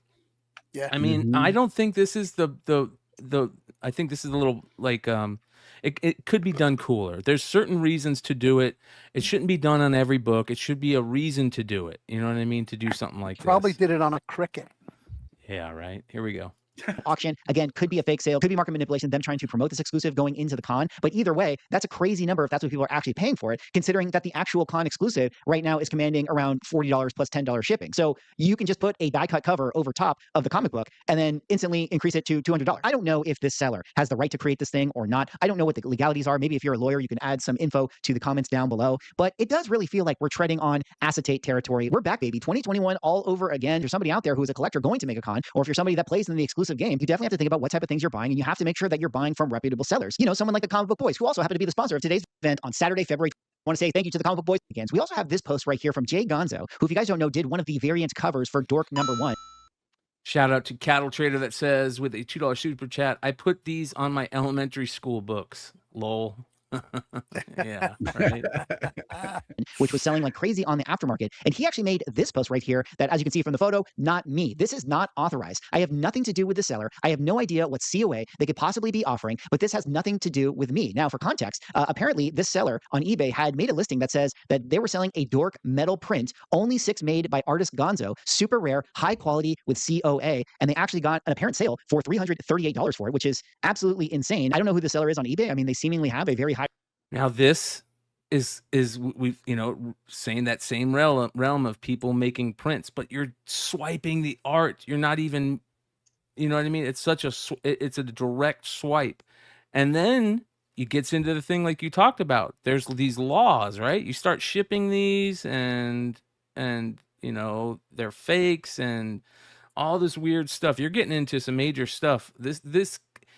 There can be some time served over fucking comic book shit. You know what I mean? Don't think that you can't get in trouble for comic book shit. We see the stuff that's going down in the world of Pokemon now. This isn't a kid's game. There are some major repercussions that are going to happen to not only your business and your current amount of disposable income, but also your future. Like, why ruin? You're just gonna change your brand. You're gonna pull an Epic Nation, just change your brand name again or something. Can we look at Never Lost Comics, like what they sell? You just click on his name. Oh, it's in the video. Yeah. Yeah. I was saying the same thing. Why don't you just click on it? Yeah. It's like, do you even eBay, bro? Like, oh, you got all kinds of shit. A lot of autographs, it looks like. That's like mostly legit stuff. It's like all legit that I've seen. I mean, I don't see anything out of it. But again, this is what's going to happen. People are going to do a deeper dive on them. Is that Quintana signature legit? Well, he's already clearancing it. If you look up there, he's already crossed out the old price. Yeah. Yep. Yeah, it's like mostly legit stuff. It looks like, or as far as I can see, it looks all legit. I wonder if he responded. Let's see here. Never lost XIG.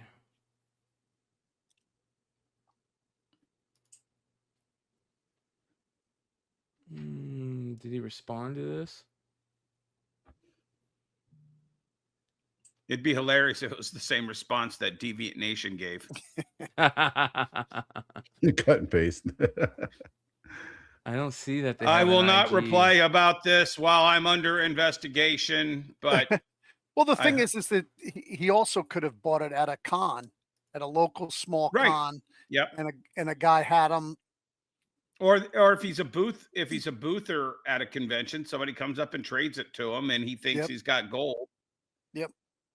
Somebody did a couple years ago. Somebody got in trouble for doing metal variants without permission of their own exclusive. So somebody did an exclusive, and then they just printed their own metals of it. And I think that was for Aftershock, wasn't it? I don't remember, but whatever it was, I got to tell you, all the retailers pretty much got the pitchforks out. Emma, get your pitchfork. We got the pitchforks out, and they went after him, and they very clearly shut him down quick. They made an announcement saying, you are not allowed to do this. Email went out to all the retailers, shutting it down. So usually action is swift when it comes to this kind of stuff. But this is one of those weird, it's, aftermarket scammery stuff. So yeah, again, just everything's out in the open. It really helps. It makes again, we've talked about this. I've been very vocal about spend your money with. It's very hard to trust just somebody that just pops up on Whatnot or eBay. Like, you got to have multiple deals with them. If something happens, and it's how they fix it, right? Like, my always thought process is, I had somebody reach out to me today. Shout out to Mastery, who jumps in the chat. He's always on the live sales and stuff. It looks like I forgot to put a couple cards in, or either I put them in somebody else's thing from a live card sale I had. couple Pete Alonso cards. And I said, hey man, I'll go look on the replay, see what cards they were. If I still have them, I'll make sure you get them. If I have extras of them and I've sent them to somebody else, I'll make sure you get them, and I'll send you some freebies. You know what I mean? Because I don't want him to think that I'm trying to scam anybody. You know what I mean? Like that's how you. So it's also how people deal with it. And to say this, to go, I know who I got these from, and I got these from somebody, and but I'm not going to say. That kind of makes me go, what the fuck here, man? Like, just say who you got them from, and let that person come out and show where they got them from. Yeah. Or I was going to say the same thing. Like, so when I did that video about that Dust Jacket comic, the dude reached out to me and was like, hey, I'd appreciate if you would have messaged me instead of making a video. And I was like, well, I mean, what you're doing, and I laid it out for him. Here's what I think. I feel like it's misleading. I'd be shocked if you have permission. We had a couple words back and forth. And, people in the Instagram post the whole time when you're saying like, who sold you this? Where did it come from? Backtrack it back.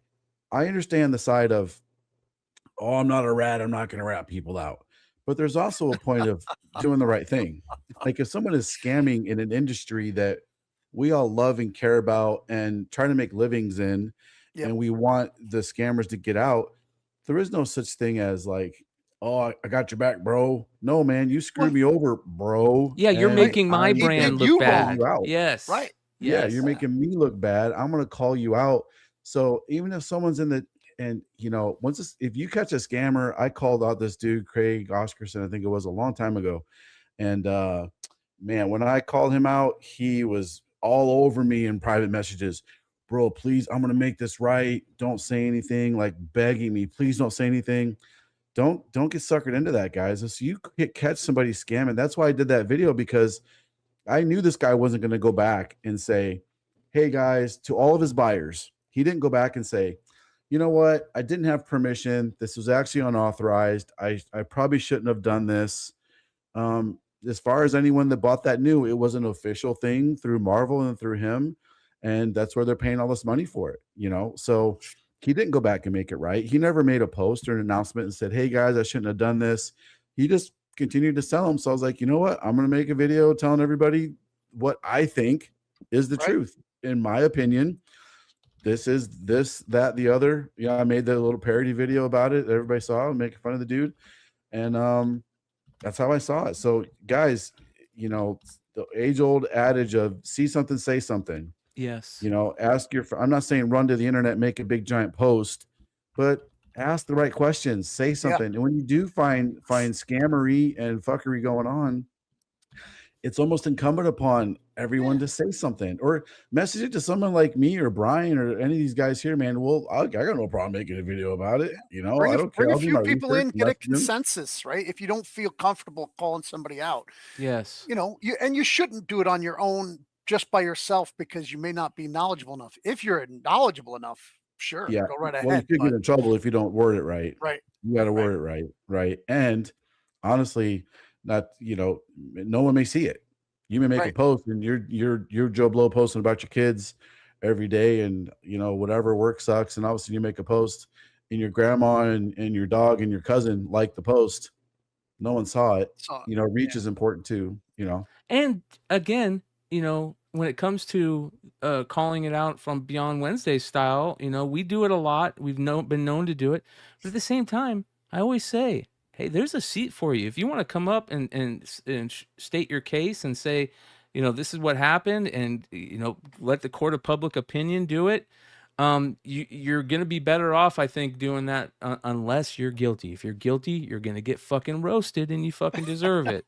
Well, and Brian, it's what I have always said to you. With great power comes great responsibility. And as your channel and your platform grows, you have to use that properly to call these things out. Well, here we go. We kind of just touched on the grading processes of stuff. And again, more fakes in the industry. Check this out. PSA story, guys, I swear to God, they have to be doing this on purpose at this point. Let's get right into it. The story has been floating around all over the internet for the past few days. I cover a PSA story probably like every 2 days at this point, and they're grading fake slabs at this point. And I advocate for Chinese slabs often. I do, because I think Chinese is very exclusive. It's very underrated. I think it's going to do really well down the line. And they discovered that this slab is a fake slab graded by PSA. This one right here is a real Chinese Pikachu. You can see right here, that's a period. And the biggest telltale sign is down there in the bottom left corner. You can kind of see almost like a holographic imprint. Let me see if I can zoom in a little bit closer. So I can't zoom in closer, but you can see right here, you kind of see like a holographic imprint. It's how you tell a Chinese card is real. This is the fake one they graded. And don't get me wrong, the period turned into a comma, very hard to tell. But come on, look at the imprint. The imprint that we would essentially be able to tell if a Chinese slab is real, this one right here, is completely missing. It's gone. All this to say, guys, is please be careful when shopping for Chinese PSA slabs. God knows how many of these they have missed. And I don't make these videos because I'm PSA's biggest hater. Well, actually, you know what? Probably am. But I make these more for awareness. I want you guys to be buying things that are transparent. And that's the key. I mean, I get it. You know, everybody has their things. I think Dennis has gone through a love-hate session with just about every grader so far. But he's said, hey, this is why I like them. This is why I don't like them. And sharing that knowledge freely is important. And being transparent about it is just as important to your brand these days. Next time that dude makes a video, he needs to put his freaking waffle fries away. Because I'm nothing more distracting than waving around a freaking waffle fry from Chick-fil-A. I know. I got hungry halfway through that. I know. I'm getting ready to DoorDash some Chick-fil-A, bro. Like, don't get me wrong, bro. Yeah. I'm like, bro, I just ate. Now I'm craving waffle fries with Chick-fil-A stuff. But then you go do this show on Sunday. My tiny little city, only 3 blocks away from me, is opening. You guys won't know what I'm talking about, but a Crown Chicken.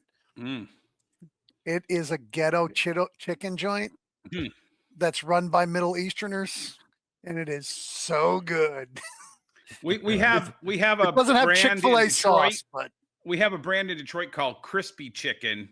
Yeah, and it is amazing, and it's all Middle Eastern owned. They make some damn good chicken. The only one that's a little better than that is the other KFC, Kennedy Fried Chicken. There's a joint called Kennedy Fried Chicken, and it is always in the ghetto, and it always is the best.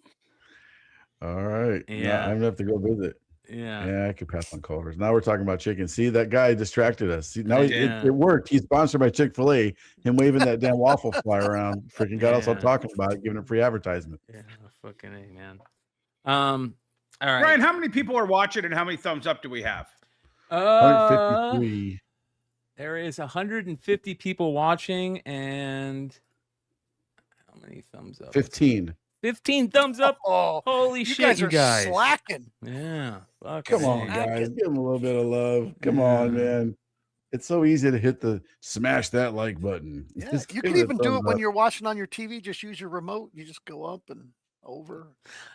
We got to talk about. I hold my pee breaks because I'm dedicated to the show, but I'm going to take a pee break right now, and you are not getting full Dennis enjoyment on this episode for only having 15 likes. And we just got gifted 20 gifted memberships, you guys. They don't Shout out to deserve Rye. it. Raid, they don't deserve it. Take it back. They don't deserve free memberships for not 15 likes and 20 people are getting free memberships. Bullshit. I'm bullshit. You're all suspect. You know what? I'm calling bullshit on the fact that you're as old as you are and you could hold your pee that long. I think you have a catheter underneath there. Okay, I want to talk a little bit about the Paramount Warner Brothers deal. Have you guys been following this at all? What's going on with all this? This shit's kind of crazy, man. Netflix is out. Oh yeah, 67 likes. I had to refresh my page. 67 likes now. And then do we just get more gifted memberships? Music Pub just gifted 20 memberships. Jeez, thank you, guys. Sweet. Music. Yeah, man. Shout out to Music Pub. Good dude.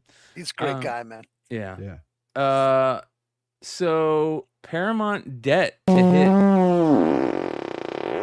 perfect timing for Rye on that one too. He said, "Hit the likes with the $5 super chat." Shout out to Hood in the chat. What up, Hood?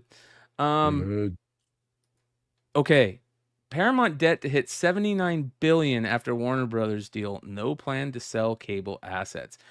So here's the you know the deal on that, right? So when Netflix was going to buy Warner Brothers, Discovery was going to hold all the debt.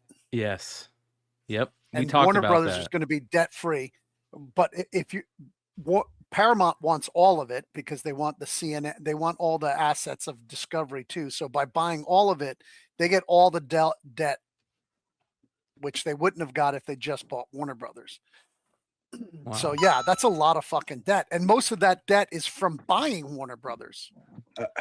I had no clue how much Warner Brother actually owns. Oh my gosh, bro! Crazy what they own. Their movie, their HBO, CNN, TNT, TBS, Cartoon Network, Adult Swim, Discovery Channel, TLC, Animal Planet, Max, Discovery Plus, DC, Harry Potter, Game of Thrones, Lord of the Rings, Matrix, Mad Max, Dune, Mortal Kombat. There's so much more. Discovery owns a lot of that. They technically still own Life Magazine, Time Magazine, and AOL. Have you guys been paying attention to all the crazy fucking rumors that are coming out? Excuse me, coming out? I think there are so many rumors, man. I can't believe half that shit that we see anymore about that kind of stuff. Like how he may go to somewhere else and he's going to take over Marvel and they're going to bring back the Snyderverse, and Jesus, man, it's so stupid. That's all bullshit. That's all bullshit. Why would they do that? I don't know if that? real was clickbait. It's all it is. I mean, talk about fakes, you know. I can't even follow half the sports pages I follow because they're all fake news on these sports pages. Yeah. You know? Yeah. It's the real interesting thing will definitely be the publishing side of it, since everybody who's been purchasing, other than I think Paramount, the people who own Paramount, I believe, own a couple of newspapers too. So I mean, but newspapers are so different than comics. There's not too many companies that want to be in the publishing business. I wonder, you know, people say all the time, I just wonder where the source comes from. People say all the time, like, oh, DC loses money for Warner Brothers in publishing. I'm like, but do they? Like, how do they know? Where's that come from? What's that source? Who's saying at the end of the day, oh, we spent, you know, you can see like movie reports. Oh, the budget was $2 billion and they made $4 billion or whatever, they lost money. Yep. Like, it's all corporate filings. You can read how much the publishing division brought in and how much the publishing division got paid out. They probably run the publishing division at a loss to write off, but they do. The intellectual property makes them so much fucking money. The Batman shoe sales alone were enough to propel Pam Lillard from shoe salesperson to president of DC. And pushed DiDio out of his office. I don't know. The shoes alone. I'm going to wave my Costco beef stick. Again, I'm just so curious to see, like, okay, corporate filings, I get that. I believe you. I'm not arguing with that at all. But who researches the corporate filings and makes the article on comicbook.com or wherever that says, hey, I did the research and guess how much money they actually lost last year? Like, we get those reports for movies all the time. We do. Sadly, that the comic book community is not that interested in the publishing business part of it. We are, like, as retailers, but most of the, you know, where movie people are interested in all that. I gotta give a big shout out to my boys at KRS Comics. Shout out to Chris. He's one of the good guys. Yeah. He just dropped a $50 donation. He says, this is to stay on Sean's good side. Shouting out Sean and not me gets you on Dennis's bad side. There better be a thumbs up in that chat. Chris, from UKRS. I'll give Chris a quick shout out. I'm in Las Vegas probably 10 years ago. One of my first cons, just flipping, like big time flipping books. And I'm at his booth, and he set up there pretty big. Back in the old days when he was a lowly peon and still attending conventions. And he gave me some of the best advice. He said, don't use one project to pay for another project. Don't rob Peter to pay Paul. Best advice, most honest advice solid business you've ever gotten. And if more people in the comic industry heeded that advice and took it's just good advice in life. Don't use credit cards, that kind of shit, like fucking A. That's how the man gets you. Yeah, but hey, Chris, good seeing you, man. Chat, we are now ahead. 75 likes and 150 watching. Good job. You're back on my good side. You can put your catheter back in now. You're good. I will now hold my pee till the end of the show. What's left? You're a better man than me. I can't hold it down. So I did look up. It does say that DC Comics is less than 1% of Warner Brothers Discovery. Less than 1%. Small potatoes. So I can't buy into it whenever I hear people say like, oh, they lose money, they're going to shut them down. Like, but here's the thing. Here's the thing. What is the 100th best-selling book that you sold last month? Exactly. You don't give two fucks about the 100th best-selling book. Yeah, right? They don't care. And do you think Paramount is going to give a fuck about the 1% that Warner Brothers has going? If they absorb the company, it'll probably be 0.01%. So the cheese companies that have farms that own the farms that make the milk for the cheese, they don't give a fuck about the milk. They give a fuck about how much they can sell the cheese for. So like Warner Brothers, the comic industry, they really like, that's why you're like, why is it bad for 5 years? Because they don't know. They don't know that it's bad. They're like, yeah, it's the same losses that we always have. But the community's like, oh, everything sucks. All the writing sucks. And I'll go one step further, Emmett. You're going to be, let's just say you're Scott Snyder and you get called into the Paramount board and they're like, hey, we hear you're the #1 selling book at DC. Yep. I had 10 of the top 20 spots on this page and that page, and I got an Eisner and all of this. How much did that make us total? Yeah, it's so even if it was 50 million, which I don't even think it was close, it's still a drop in the bucket for, right. Yeah, it says a couple of things too. It said that it does say that DC generally stays in the black. It's not huge, but the real value to them comes from, of course, story testing.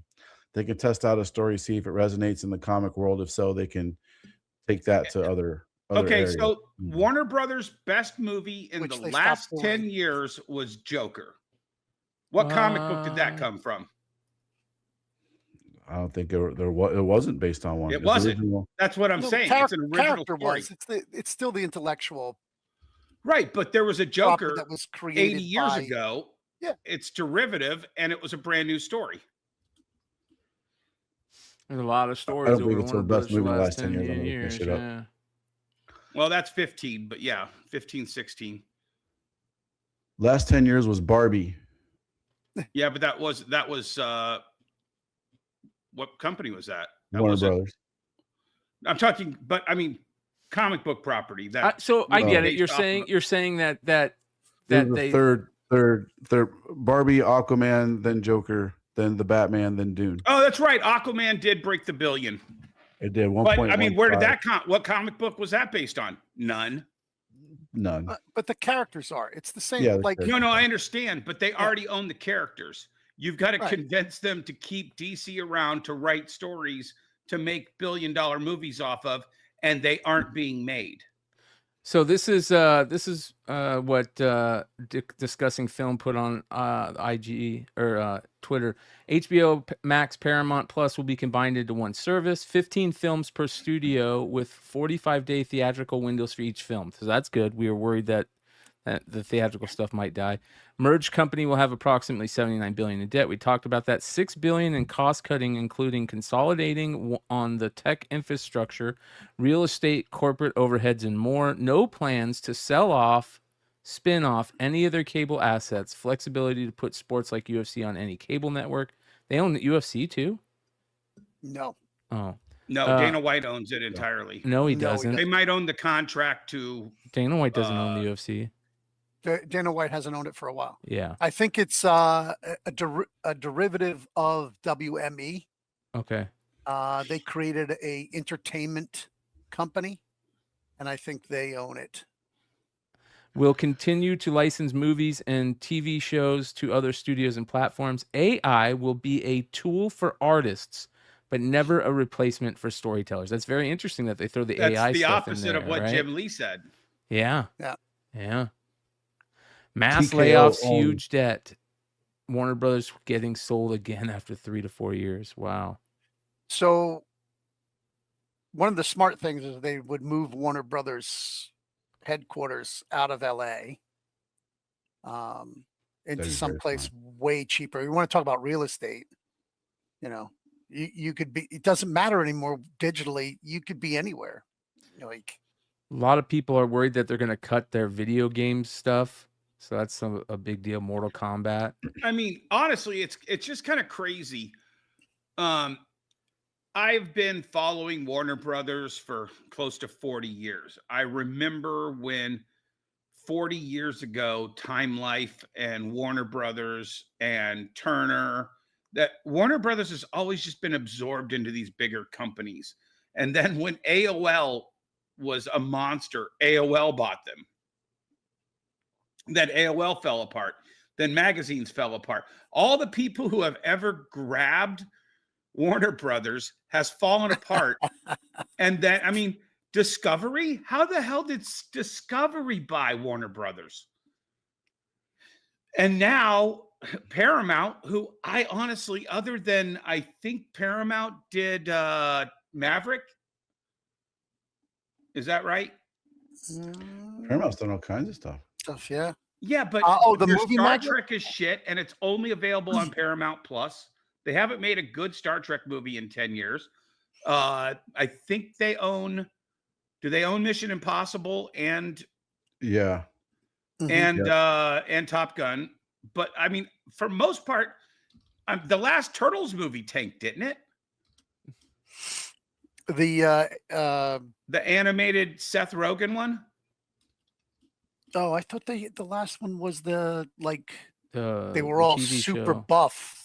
I think they own all the Tim Sheridan stuff too. The Oh, they do Landman. own Paramount Plus. Yeah, that's all on Paramount Plus. But I Yeah. mean, that only makes some Paramount Plus money.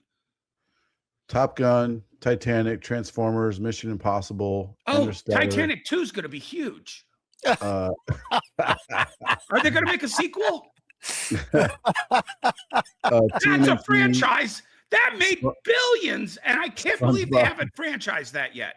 Hey, that one movie made more than half the franchises in the world. Yeah, I know. More than that. Those are some of the movies that Paramount has: Transformers series, Mission Impossible, Quiet Place, TMNT, SpongeBob. Those are licensed. SpongeBob did make a ton of They money. own Transform. They've licensed Transformers. Licensed, Hasbro owns licensed, that. Yeah. So that would be a much smarter Yeah. service. Eggplant, I'm purchase with that. you 100% on that. I do not need to watch Starfleet I just don't- Academy. I just don't see it having a big impact, like a major impact on. Ooh, wow. Hey, Zack Snyder, don't cuddle up too close. You might end up being That's a chopped different- up in a hotel. Yeah. That's if they bring this back, I'm sorry. I don't know. I'm kind of over it now. I loved Ben Affleck as Batman. The writing Same. wasn't great. He was a good No. Batman. It just the Justice writing. League movie was unsavable because they didn't grow any of those characters before jumping into it. Well, if you watch this, not to be that guy, but if you watch the Snyder cut, it makes it an entirely different, way better movie. Yeah. Way better. The character development is there in the Snyder cut. The It's actually gun. there. The gun is way more fun. I don't want my Batman to be fun. Yeah, I agree. But even Gunn took shortcuts. I stand by the fact that Corn Sweat's speech to Lex Luthor at the end is the greatest Superman speech of all times in a film. And it's 100% unearned. Yeah. He did not learn that from Ma and Pa Kent. He didn't learn that from Perry White. He didn't learn that from anybody. It was unearned, but it was beautiful. Yeah. But I'm sorry, I need the character to earn that moment and not just have that moment. What's his name was the best Superman? Cavill. Christopher Reeve. Yeah, Henry Cavill by far. Cavill. Christopher Reeves. I mean, Reeves, of course. It doesn't stand the test of time. Everybody Superman feels for him 2, because he broke his neck and then died when he early. does the glasses off and stands up, I'm sorry, he is two different actors in that 1 second. Yeah, he's a good actor, but it doesn't stand the test of time. The fight scene in the junkyard. When he fights himself, here's terrible, the thing, that's bro. technology. There's a YouTube channel that just plays that fight scene in the junkyard over and over live, constantly. When I was 10, that was the most epic thing I've ever seen in my life. I know. We all were like, Bizarro! When I was 10 or whatever I was, 13, whatever, what year it was, that was the most incredible thing I'd ever seen. I would look at my little TV guide to see when it was coming back on HBO. I'm sorry, when he ripped off his logo and threw it at Non, and it wrapped him up and dropped him, I was like, I didn't know Superman's symbol could do that. Did you know he could shoot mini Superman out of his hands? No, didn't know that. That are accurate. You know, if you're going to be adding things. Sorry about that. Yeah, that was one of his powers way back in the day in the Golden Age. Yeah. Anyway, yeah, I agree. I love Cavill was phenomenal. That dude got jacked. But I'm sorry, that movie was not good. The writing. I loved Man of Steel. I thought Man of Steel was great the way it started. Yeah, I watched it all the time. Man of Steel, yeah. I'm talking about the fact Superman that Lois Batman has movie. to fly a spaceship to the other side of the I don't earth. give a shit about that. The Superman was part just with garbage. With him growing up and he earned it. He earned it in Man of Steel. And I'm sorry, their Pa Kent was absolute horse shit. Yeah, I didn't mind him. I don't even remember who the Pa Kent was. It was Kevin Costner. Oh, he was the best. He was great. No, he was great until he says, "No, son, don't save me from this tornado because that'll expose your power." Well, if you raised him properly, he's gonna not listen to you and do it. But it shows his flaw. He was a flawed man too. It shows that. It shows he's not perfect. Just he raised him the best he could. He even said the moment when he's like, am I supposed to let him die? And he goes, I don't know, maybe. In that scene, that's to me. Snyder's that's one of the best two comic book movies are 300 and Watchmen. No, not Watchmen. I'm sorry. Watchmen is amazing. So I will stand. I will die on that. How many times have you watched it, Sean? Because the first about 30. Really? For someone who hates it's got to be good enough for you to waste 60 hours of your life watching it. Look, this is a whole nother show. I'll tell you right now. We can get into the show. I want 20 more likes for this content right now. I do like the super long extended cut that has the Tales of the Black Freighter in it mixed in with it, the cartoon. It'll take you 17 hours to watch it, but that is the best version because it's the purest version of Watchmen we're going to get. Yeah. He did change the ending. I hated that they changed the ending, but the ending in the comic's so cheesy. I'll tell you what, I like the ending in Watchmen better. Right now. Yeah, but the Watchmen movie is better than the comic book, and I'll tell you why. Because of the ending? I'm dying on this hill, guys. I'm dying on this hill. When I read the comic book, the first time I read it, I was a kid. I got to issue 10, and they ran out of issue, or maybe it was issue 9. They ran out of the next issue at my comic shop, and I never got it.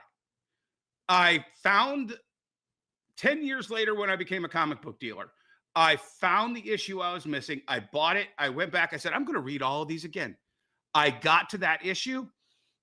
I was like, I really back. These people JSS Brooklyn, $29 super chat. Comedian.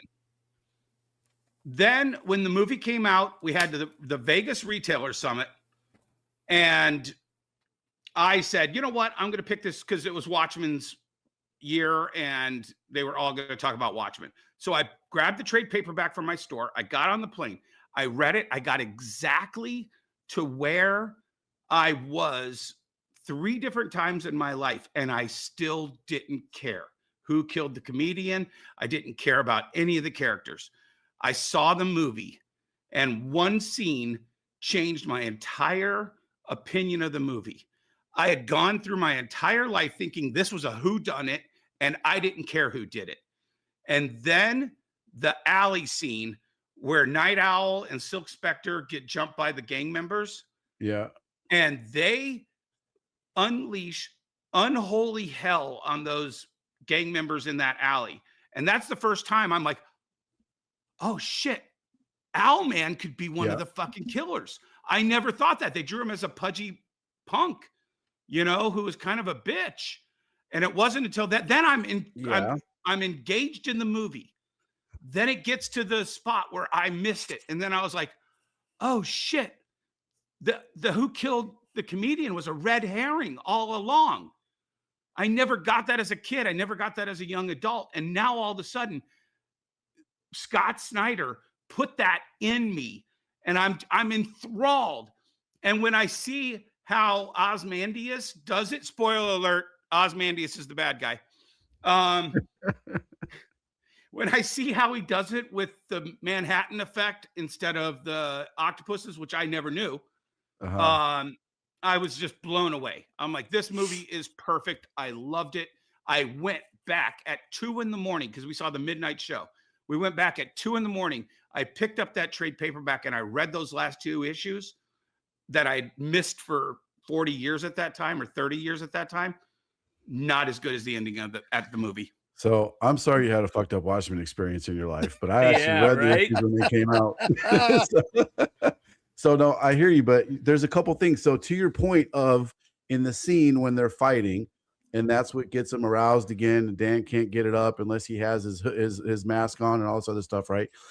In the comic book, that's juxtaposed with Ozymandias performing on TV. You don't get that in the they missed that huge part in the movie. No, don't get me wrong. I'm a huge fan of the movie. I do, but you're comparing the movie to the greatest comic book written of all time, in my opinion, right? So I think he did the best possible movie that could have been made, period. I don't think anyone can do The Watchmen better than Zack Snyder did it.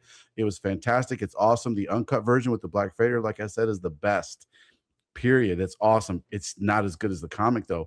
There's another huge part with Rorschach's development when Rorschach hunts down when he Walter Kovacs picked up the butcher blade, and then Rorschach the one who brought it down. And then at the end of that scene, he's standing outside, he's watching the building burn, and he has a little moment where he's talking to us, right, in narration, and he says, that's when he's like, it's not God that murders the children, that does this, it's us. And he has that moment of realization. He also missed that. I had a chance to talk to Dave Gibbons about that at a Comic-Con. I had a huge stack of books for him to sign. I donated $200 to the Comic Book Foundation charity. And while he was signing them, I had a moment to talk to him about those 2 scenes. And he stopped signing, looked up to me, and he got a huge smile on his face. And he goes, I hear what you're saying. I feel like they missed that and a couple other parts of the movie. He said, but the movie was great. And I said, I agree. The movie was great. It just missed a couple parts. And I still say to this day, Dave Gibbons agreed with me about that one part. Dave Gibbons. But anyway, I agree with you. It's so freaking good. I love it. The movie's fantastic. Zack Snyder's the only one that could have done it because he's a fan, a purist of the source. But that's where Zack Snyder failed with the Snyderverse of DC. He took Batman versus Superman. Okay, so let me give you a little brief history of Batman versus Superman. Man of Steel came out. It did not do well. It came out in like May, and by July, it did not hit any of the marks. And at San Diego, they announced, guys, you really want to go out and see this Batman versus Superman because our next movie, or you really want to see Man of Steel because the next movie is Batman versus Superman. Everybody loses their shit. They all run out and see Man of Steel. They didn't even choose Ben Affleck for another 6 months. They didn't make the movie for another 2.5 years. Yeah, there was so much time being messed up there. Yeah. And they ruined it. And it was not a great movie, Man of Steel, enough to deserve the next movie being Batman versus Superman. I agree. And then, they fucked that up. Yeah. And then they took out all the Joker shit, which was dumb. Jared Leto was a great fucking Joker, and I'll die on that hill too. I actually agree with you I on that. love Jared Leto because they fucking didn't give him enough time to. Yeah, I didn't like Lex Luthor at all. And not the Lex Squad Luthor, and he's a good actor, but he was not good as Luthor. Hey, I want to share something with you guys. Hold on, I just want to finish. Great. Yeah. You were right about Zack Snyder, but he took it the wrong direction. He used Dark Knight Returns imagery in the first fight between Batman and Superman. You cannot do that. You cannot sully, because Superman does not go whole hog against Batman until the end. And because he doesn't in the Dark Knight Returns because he had a relationship with him that spanned decades. Exactly. You cannot use that imagery and that fight at that level for the first fight. That has to be saved for the last fight. I did. This is something interesting I want to show you guys, and it's just about Watchmen. And do you guys know about this? No. So I talk about this all the time. I love Amazing Heroes. I had the poster for this. I love Amazing Heroes too. So Amazing Heroes and Comic Interview, Insider, all those interview magazines, I buy them all. Comic Journal. Yeah, Comic Journal. Anytime I see them. If you have some and you got a bunch you want to get rid of, I'm your guy. Shout out to Rye with the $10 super chat. He says, Brian, yes, Leto was great. Agreed, brother. So I sold this on my eBay sale the other night, and this is fucking why I love live sales. Okay, check this out. Watchmen that's coming out. Pretty freaking cool, right? Oh, Super Gold Doc. Okay, I got you. I'll put those up. So this Watchmen, let me show you this. This is crazy. Dave Mitchell drew that, 1986. So, okay, here we go. Here's the back. Look at the inside here. See if there's anything cool. Usually you can. Okay, so if you guys don't know, you should always look in these magazines, right? So going through this, I know it's got the Watchmen preview in it. This came out before Watchmen, and it says in here this is a preview for it. They do like a 4 or 5 page storyline. You guys are going to see here in a second about the Watchmen stuff. But during the live sale, I say, hey, we always got to check these, because usually in the back they have letters written by young creators, and they also would have artists send in stuff when they were young to put in the back, right? Watch this. Here's the Watchmen article. Watchmen preview. Son of Charlton. The genius of the Watchmen lies in the DC's acquisition of a group of heroes from Charlton Comics. Blue Beetle, Captain Atom, Nightshade, Peacemaker, Thunderbolt, and Question all held their own books for a short while in the 60s. So look at that. Going, right? Preview for Watchmen. And it shows all this stuff. It shows stuff that they never reprinted in some places, which is crazy. I've never seen some of that. Yeah, a lot of this stuff they never reprinted. Like, that's a great ad right there. Okay, now I go to the back. This is fucking nuts. And this thing only sold for like $15, I think. Oh, I would have bought it. Oh, just wait. Remind me to go on your shows. All right, watch. So this is the spot, the Amazing Reader spot in this one. You check who sent in the letters. Mark Waid as a kid, as a teenager did it. A bunch of artists did. Watch this. Reg Wilcox. Bruce Timm, are you kidding me? Look at that. No way. I told you. Bruce fucking Timm, dude. 1985, cool, dude. Shit. Look at that. Yeah. That's so cool. Yeah. So it only sold for like cheap as hell, but that's why I love live sales. And I have something that I want to bring up with you guys. Now, before we get into the end of the show, we're almost done with the show tonight, you guys. And we got pickups coming up, which is going to be amazing. But this was something that I saw. I wish Jesse was here to talk about this. And this is very interesting because I know at least 2 guys here have done this before. Jesse always talks about this. The dollar comics you have. I don't think they're... All right, watch this. Oh, I saw this one. Said what? I want all the dollar comics you have. I don't think they're clocking what you're saying. You want all these? Literally all of them. You doing it? Depends on how many. So this is a local con, a local VFW or hotel show happens all over the country, and this guy just goes in and he buys out people. I'm taking all of them. Oh, you want all of them? And I'm paying cash. And then you don't even have to move muscle. We'll take them to the car. Do you have a dolly by chance? Right down on the river, yeah. Okay, I think I got a rookie move, not bringing a dolly and trying to pull that off. This is driving. What was your name? Dave Pruitt. Dave. Nice to meet you. Thank you. I'm Pruitt. Yeah. I know that guy. Yeah. So he bought all these. Thank you again. We'll see you soon with the dolly. I've done that, but one of the things What's in the box? What's in the box? I mean, they're bagged and boarded, tags. Let's go back in. The boxes are nice. How many boxes? Just 7. How about that 8th one back over there? That dollar one? Yeah. This right here. I'd want to for that box because that's silver bronze stuff. Okay, so we'll leave that one to the side. But I think that's fair. This is what I paid last time was boxes from the other guy, and I just bought 12. I think that'd come out to like actually even, and it would be cash, no card, no Zelle. Yeah, I'll take it. Cool. I didn't look at anything, but do you have any 9.8s for? Huh? Do you just sell those to the guy, or he's buying his? He bought this whole table. Yeah. Oh, okay. Yeah, I thought no. you sold the other book. No. Your last. I'd have to see which ones are. You're fine. I have 11 of them. You want to go price by price? I mean, I would just do a piece. Well, do you have anything else I can get for? If not, I'll just give you. We'll call it a day. Yeah. Make the sale, man. Would you do this box? We're right. That'd be. I like that even number. Sure. Cool. This is What was your name, by the way? Pete. Yep. Ahmad. AK. Nice to meet you. Can I steal your dolly for about 2 minutes? So they buy this one. We've all done this.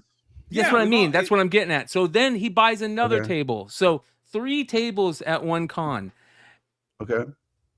How often is this happening at cons these days? Is this every con? These little cons? It depends at the con. It's been happening for 100 years. No, I Not mean at- now. not at- Now, how often is this happening now? Not at San Diego and New York, I don't think, but all these little cons for sure. Yeah, that's what I mean. I think probably very frequently. If I could find, well, I really should. If I have more time, I would love to start doing this again. I would love to start doing it again. Just Whenever I can depends get what's in down the to, box. we of course. have an unbelievable one, but it's like 2.5 hour drive for me. It's in Clifton, New Jersey. Yeah, Clifton's I'm awesome. I'm sure a bunch of guys in the chat that's from the East Coast know about it. It's sometimes not in Clifton. It's similar. It's about the same distance. I think it's Monroe or something like that. It goes back and forth. These fucking guys have 50-cent books, man. And then when you buy, if you buy a certain number, they give you another discount and then another discount. And like buying the whole table doesn't cost that much. Like I told you last week, I went to go look at 400 long. See, Music Pub's been to the Clifton show. Yeah. No, I've done. I went to go buy 400 long, and the guy wanted 80 a long, and I looked at him, and then when I found out they were mine that I dumped 15 years earlier on another dealer, I was definitely not going to buy them. But I still offered him the 40 a long that I'd offer for that. I get at Baltimore. I get 40 along at Baltimore. Yeah, 40s like almost kind of the going rate. It is, but you know, he might have paid 75 along, 80 along. Yeah. So right during COVID, there was a big comic shop that's not too far from me. Zap. I won't name them, but Zap they Comics. They were paying $75 a long. Yeah. And I was like, wow. Well, a lot of that is to them, feed those whatnot beasts for doing all the shows. Sometimes you got to have bulk to just throw in there and run. I was going to say the same thing with we've been doing $2 starts on whatnot, and we'll get $2 for a book. Sometimes it doesn't sell. Throw another book in, book in until it sells. I got a lot of people that want to sign up for my $150 a short. So. There's people out there I mean, some of that stuff, and you guys know, you buy it in bulk, it's worth something to somebody. It's worth $2 to someone, $2, $3, $4. Yeah. I like going to I used to do this all the time in California. These guys do the sidewalk sales a couple times a year, put out a bunch of books. Yep. And then I'm like, hey, when you're done, come back Sunday and I'll buy them all from you. I've got 12 long that I'm taking to that show in Toledo in a week and a half. It's just stuff that I don't need. I don't care what I get for it. It's out of I, my life. I want to go to Emmett's store and go hunt through his boxes. If he has some treasures up there. Yeah. Who's the dude? I keep forgetting his name. Damn it, big store in Pittsburgh. You talking about New Dimension, Todd? Yes, Todd McDivitt. Yep. Yeah, Todd has been buying my long boxes for 20 plus years. I want to go to his place and I just set up a camera and a stand and just go live. You wouldn't be the first. Yeah, that's happened all the time. I'm jealous and terrified at the same time of the amount of comics that dude has. It's crazy. Yeah. He actually did one of the best shows I think I ever went to. He took over oh shit, what's the name of that brand? It died. It was a clothing store that died, like it was like an Old Navy type clothing store. And it was in a mall that he was in the mall as a store, and he got the mall to let him take over that dead spot for a show. And so we're unpacking and we're just using the fixtures from this store, the counters, the whatever they had. And it was one of the energy level at that show was so cool. It was the only time he ever did that one. And it was just fun to do. Well, there's a company now that is renting.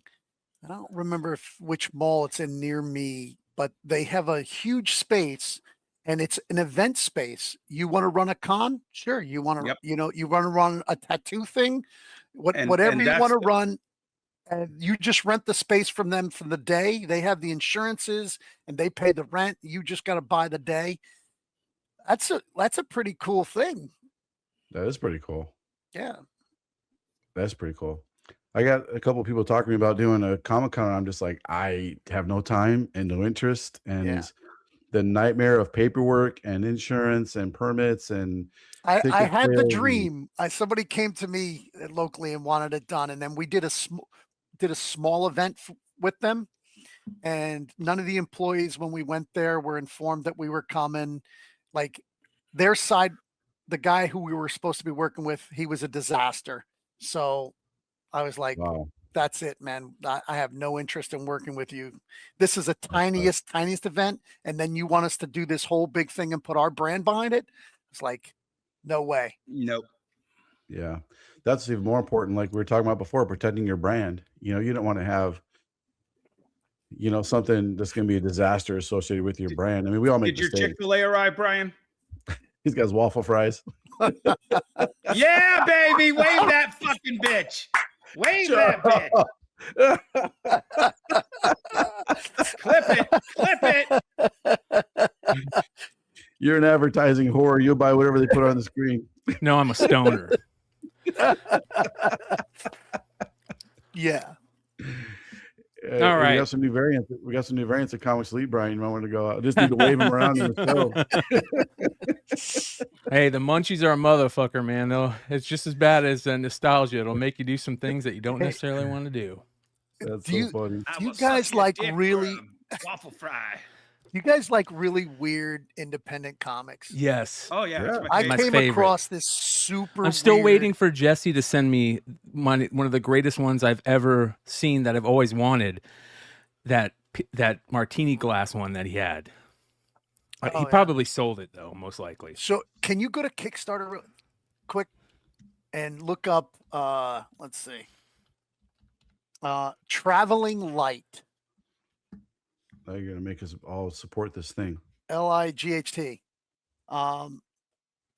This guy desperately wants to get into comic shops, but he's doing the book through World Building for Masochists? No. Traveling Light. No, Emmett, damn good and well that was your favorite. That's what I was interested in that last. That looked hilarious. This one? This is it. Backer tracker. So there's a son of a god who has a green mohawk, a balloon. That's a person. Oh my God, it's at 666 right now too. Yeah, it is. It's already funded, but he's really trying to get into comic shops. Mind the gap. I read, he sent me the PDF. I read it. It is so fucking weird. It is fantastic. It's just so far out there, man. And the paneling, some of the paneling is great. That it goes, like they're going through a tunnel from right to left and back down, and you're zing down through the page. It's crazy, but it's crazy good, I think. So I'm going to try to get some for my shop, but yeah, I just wanted to put it out there because there's so very few really weird shit that's just just super fun. Yeah, right? Just I love that type of stuff. Yeah, yeah, for sure. yeah. So all right. Pickups. Dennis is definitely going last. Because okay. Yeah. I will send you the pictures. What? The other two don't have as good a find as I had? No, of course not. Oh, You fucking beat me every goddamn time. I That's just got why I shit say that- fuck you so much. I just got shit that I bought. I got a Mike Singletary Hall of Fame jersey signed. Ooh, that's fucking awesome, nice. bro.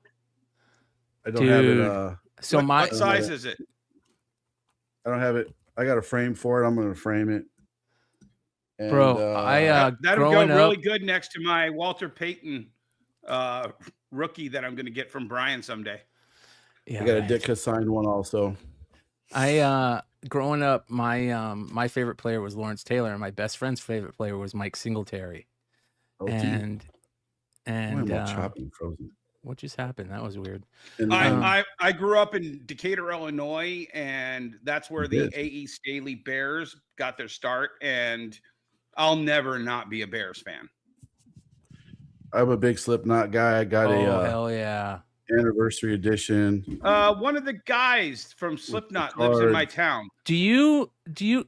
Dennis is a topper like immediately. He doesn't even wait for it to set in. No, I just found this out last week. I love the red yeah. disc with them, dude. That's pretty cool. Do you have any of the comics? No, of the Dude, those Slipknot are. ones. No, I am still looking for one of those. Shout out to fucking Rad. He had a bunch of them at one point. Those things are so tough to find, dude. Brian, I sent it to your Instagram because I'm fucking incapable of sending things. I got two things that we've talked about before. It's kind of cool. And then I have the coolest shit. And it's on my Instagram. I sent you the picture. There's probably a better one on my Instagram. But I just sent it to you on Instagram, 3 photos. Oh, wow, bro. Hold on here. So Jesse and me and Dennis have talked about this before Shauna came on, but he doesn't do like all the weird other stuff, but that Bakelite phone. Chris Fenn, yeah. Yeah. that's cool shit. Yeah. So yeah, that's nice. Yeah. They sell for about $100. You can rent them to, like, if I ever Prop get a big stores. enough prop stores, Yeah. you could rent them for $100 a day and just make money on it forever. And then the next one is the USA hockey team newspaper, the Hockey News.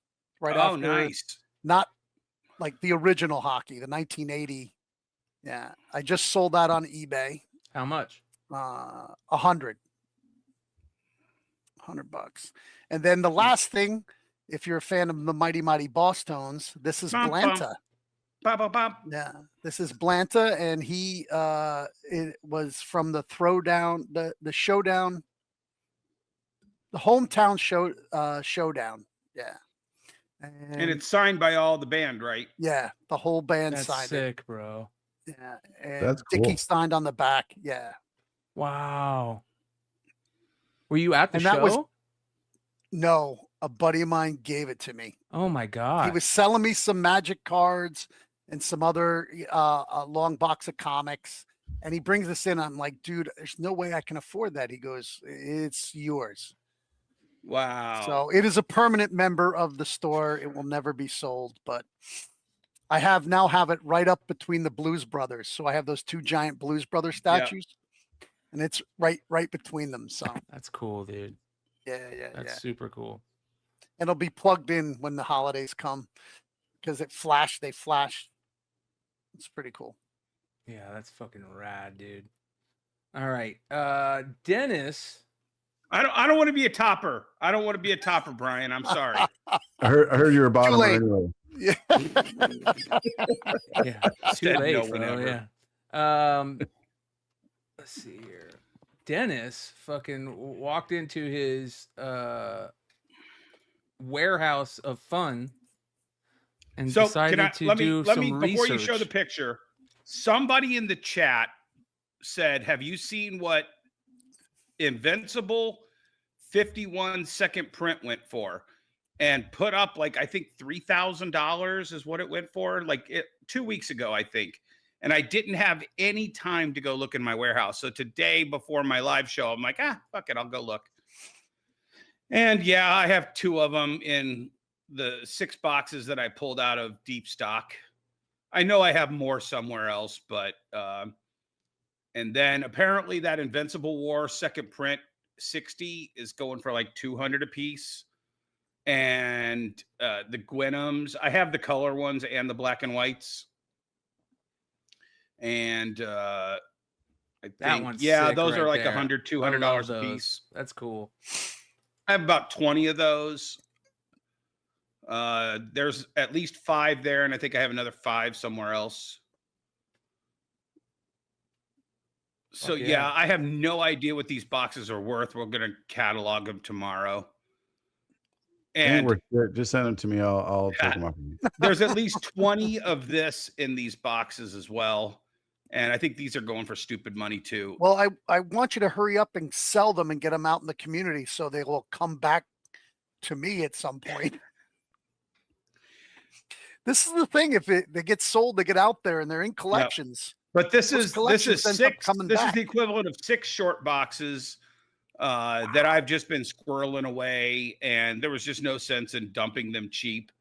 And you know, I've had plenty of other collections that I put out at the stores and sold for stupid money, and these were kind of always the ones that I was like, oh yeah, I think right now is a good time to pull these out. Yeah. So I'm going to do an Invincible sale next week on eBay. I'm not going to have all of this stuff because I only like to do about 50 items per show. But yeah, that's what I found today. Fucking beautiful. It's probably about $100K worth of Invincible books. Not too shabby. That's incredible. Yeah. That's incredible. That shit's on fire, man. Still. I'll trade you for my Bears jersey. Close. Yeah. Congratulations, man. That's great. But it goes to, it's what I've always said. If you have the ability to hang on to some of this stuff, it's never worth dumping. I dumped so much stock in the beginning of my career, and then I got to the point after 15 years of just slaving and working to the point where now I don't have to sell it. Yeah. This stuff that's in my warehouse, I can mine it whenever I want. I can just go down and look in different little hidey holes where I have stuff hidden. You know, you said the most powerful thing, bro. And I say this to people all the time. When you don't have to do something to make money, you have so much more power in any business, really, but specifically in what I found in comics and collectibles and that kind of stuff, right? When you don't have to desperately sell the rest of your variant to make the money back for it, just don't. Do whatever you want. Yeah, a couple a week, a month, whatever. You don't got to discount stuff on your website because you're in a position of power. You have the money in the whatever. You don't have to dump everything to desperately get to the next project. Yeah, that's how you ruin your brand, the industry, the market. Yeah, it's like that guy told you: don't rob Peter to pay Paul. Yeah. I have guys that come in and they you know, I'm a wheeler and a dealer. Like, you can negotiate with me, but if you're buying a single book, if you think you're getting if you're not a regular subscriber and stuff, if you think you're getting a discount on a book, now, if you can show me, hey, you didn't notice this crease was here, or did you know this was here? That's different. That's once we've come to what the condition is and the price is, you know, volume gets discount, not a single book, right? Like, oh, I want to be able to save what I'm going to send it in to get it graded. Can I get $25 off this book? No, I'm not paying for your grading, motherfucker. Buy 6 books. I had a guy come 25 off each. I was working on Saturday and I had a guy come in and we had a Pokemon card for 330. And he's like, well, would you do 300? I'm like, no, Matt. He was, oh, I'm one of Maggie's regulars. And I'm like, well, you know, she doesn't usually give up that much off of it. And she usually prices pretty accurately. And I just look it up on eBay and it's like the last one sold for 330. Well, can you do 310? I'm like, no, the last one sold. And so I ended up giving him 315 because I just was tired of listening to him. And then Maggie was like, yeah, 315 was fine. We only paid this for it. Yeah. You know, a year ago. And I was like, oh, okay. That's the great thing about, you know, comics, all collectibles. Some do go down, but if you have a lot of shit like Dennis. Brian, tell me if that link's in the chat works I just sent you. Yeah, I just got it. If you have a lot of shit like Dennis, I mean, this stuff like he pulled out of the warehouse, it just gets worth more. And the stuff that went down, if you just hold on it, just wait. It's coming. It'll come back around. Now, I'm not talking about this stuff that was pumped and dumped. Oh, trust me, my Thor #1, female Thor #1s are probably never going to come back like they were at COVID and pre-movie. Yeah. But the ones I sold during that time made me enough money that I don't care if I ever sell anymore. Yeah. Yeah. Yeah. You take the wins with the losses, you know, for every box of Invincible you have, we have 10 boxes of garbage we'll never sell. And, you know, be careful on whatnot, 100%. everyone. Another fake Absolute Sig seller got caught. I have more screenshots, but you can Halo. tell the Dragotta and the Quintana 6 are fake. Be careful, y'all. Halo 13. What are they using? Are they using some kind of like auto pin for it? No. I don't know. So they could. He has a really elaborate signature, which has got to be hard to. It's got to be super That looks hard. like a dick and balls right there. That does not look Am like I wrong? Snyder's Sig. That doesn't look like Snyder's Snig. No, I would have called many, Scott out on that like 10 years ago. I've gotten so many Snyder Sigs. You can tell right away that's not for real. Yeah. And then apparently this guy canceled everything, and that it's I guess similar. he canceled everything in his Well, sale. not only did he cancel everything, well, when people started calling him out about it, then everybody canceled on him. Every single person was like, fuck this, and they just canceled. Boom, boom, boom, boom, boom. Cancel. Brilliant. So Pending cancellation. Yeah. I tell you, the comments are brutal in that post. Just a single data to trying to, because his seller profile says just a single data to trying to pay for something. It says, wow, just a single data to trying to scam people. Yeah. What are you trying to pay your child support? I don't know. Everybody knows you don't got the kids. Wow, it's wild. I saw this post. And Hey, hold on. Maybe Clayton Crane paid his family a visit. I think only Quintana was fake, and the seller got scammed from the person he bought it from. What are you talking about? Those all look. Those Snyders were all fake. Yeah. FYI, I emailed seller in question, and he claims he didn't know items were fake and wasn't his intention to defraud. I'm smelling bullshit, but we shall see. At first, I thought it was just the Quintana, but unfortunately, looking more and more. Yeah, it's just a single dad trying to scam. Lol. Yeah, this shit, just be aware, you guys, this shit is going to continue. I'm sure that tomorrow night I'll have more information about it. Saturday night I'll have more information about it. And again, I want to state this isn't a witch hunt. This is more of a protective measure. We have a lot of people in this hobby right now that are having fun and enjoying it, and the hobby is fun, but we don't want this shit to creep up and ruin the fun. You know what I mean? Like, you got to keep the fire on. You got to keep the fire on things like this until they crack or they catch fire and go away. Yeah. And you were really, here's the thing. We were talking about this earlier and I didn't get a chance to jump in with it, but there is a ton of money in this industry. I mean, we're talking about it. I mean, dude, the Invincible Returns variant sold for more than I sold the original art for. Yeah. But the people buying these aren't your regular customers. Right, exactly. So, but they would never walk into a comic shop. Probably. Epic Nation used to sell exotic cars and rent exotic cars. He got run out of that business and came to our business. That's how lucrative our business looked to a guy dealing in exotic cars. Our business is so lucrative, big corporations want in. Yeah. No, do you think they do? They're Do you trying to think buy Warner Brothers. I get No, I not guess. only that. You're For talking the about 1% of DC Comics. no. The video game store that's just about bankrupt. There, how big they've gotten into Pokemon, where they're taking in and getting it graded for you. GameStop is doing. Yeah, they're doing Pokemon.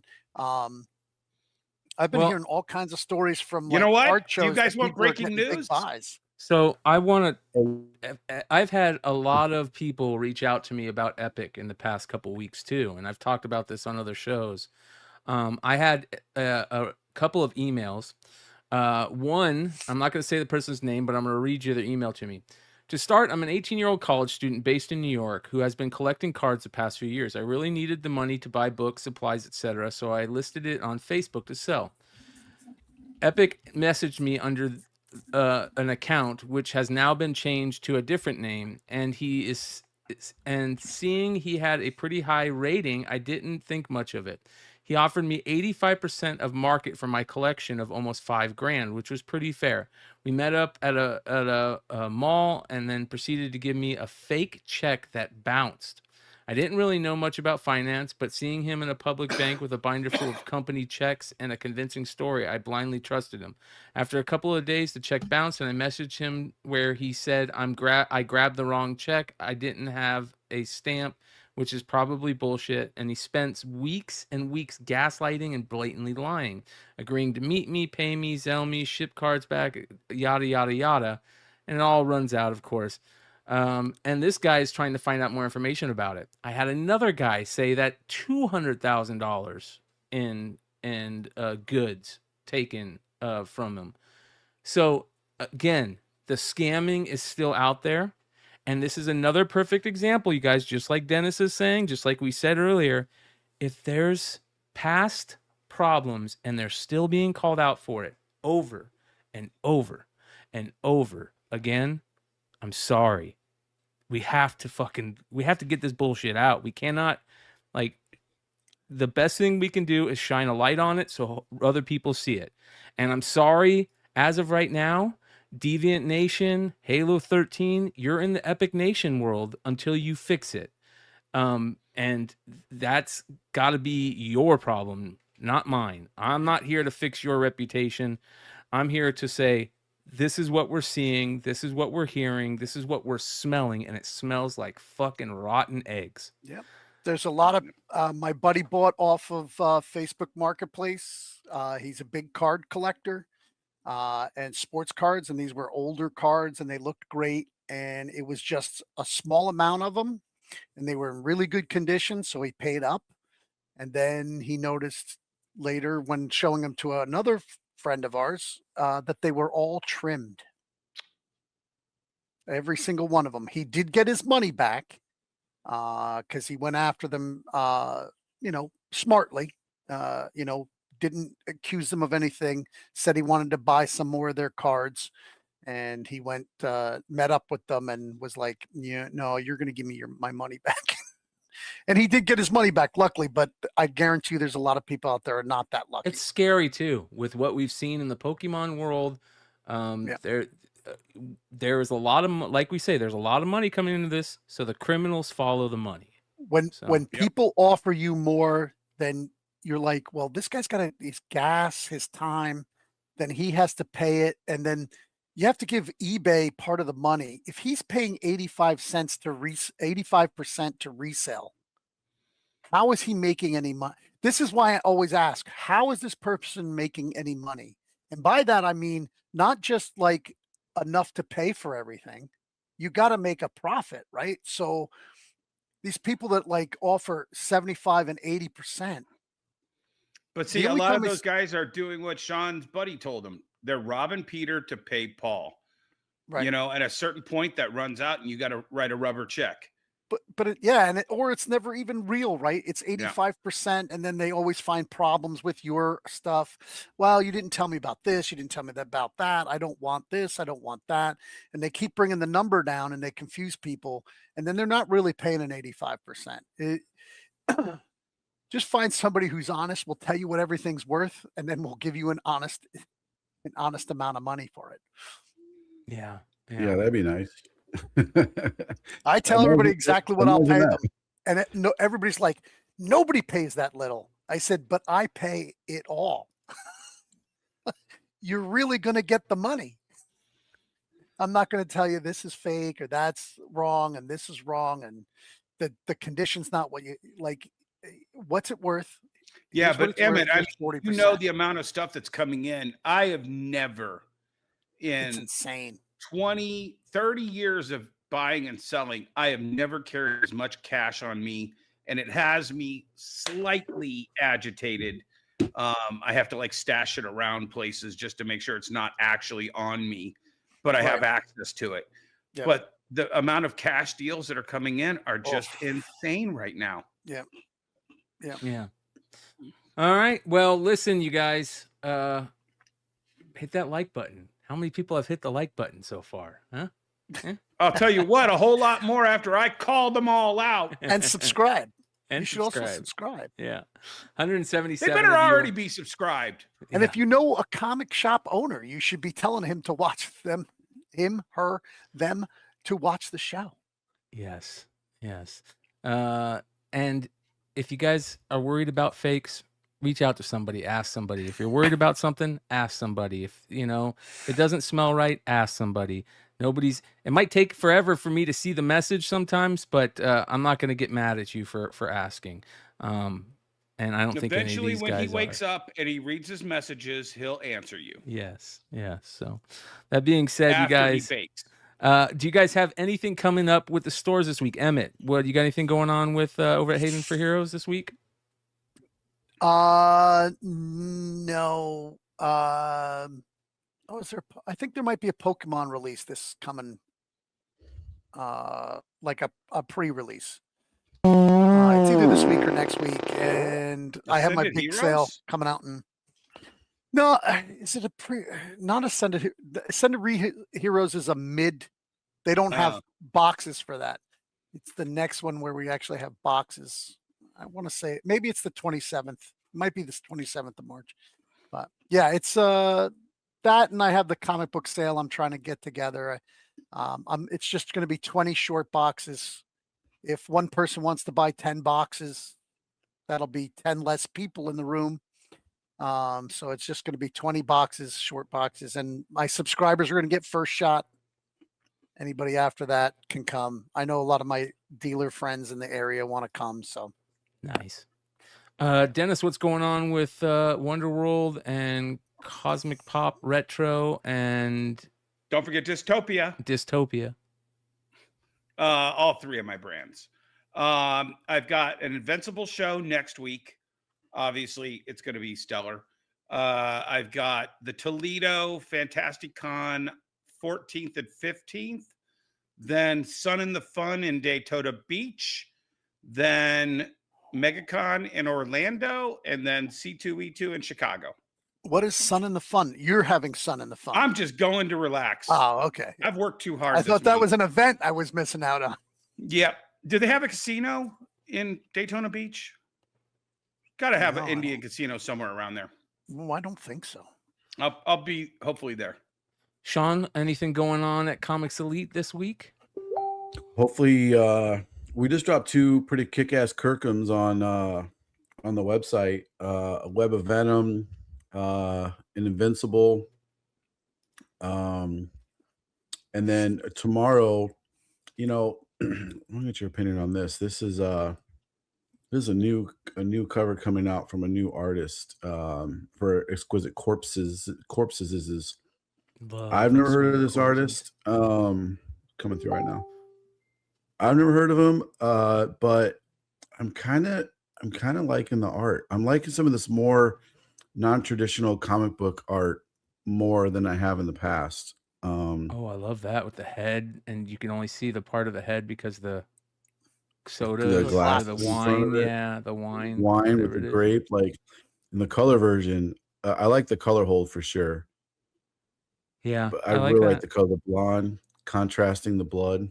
Yeah, I like that. But that'll be tomorrow at 6. It's shared with us, 616 Comic Traders. But hopefully we have our first eBay show, and I'm hoping to unveil either an EOM this week or a Don McTagg Zombie Tramp for MegaCon. So stand by because there'll be more announcements for those coming up. And so much more stuff I can't talk about yet. But I'm very excited for all the things. Daytona Beach Racing and Card Club. There you go. All right. Right on the beach. So MegaCon is coming up quickly, you guys. So we're going to be talking a lot about MegaCon over the next couple of weeks. It's going to be a lot of fun. I should be out there Monday to Monday. We're going to be hanging out Wednesday night over at Hell Destroyer's gig, which I'll talk more about tomorrow night. But that'll be a lot of fun. We're going to do a live show from there.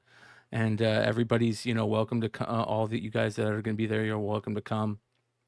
And that'll be a lot of fun. I'm so sorry. They asked in the chat. The artist is Anwita Citraya. Anwita Citriya. Citraya. So stand by for more. But John from 616 found him. Got this cover done. I had nothing to do with it. I'm just selling it.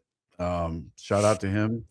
So pretty excited to see what else this person can crank out. He also got flops on a couple covers too for Exquisite Corpse and something else. So he's doing a great job out there farming some new artists. So yeah, I may have found an artist, but who's trying to do his own book, and he might wants break into books, but I don't do them. So when I get some of his stuff, I'm gonna pass it on to you guys who do exclusives. There we go. He showed me some of his stuff. It's pretty impressive. So. And then, so MegaCon will be a big deal. We have, and you guys know how we do it. Before the cons, we start dropping for all of you guys, you live viewers that hang out with, are part of the community here Beyond Wednesdays.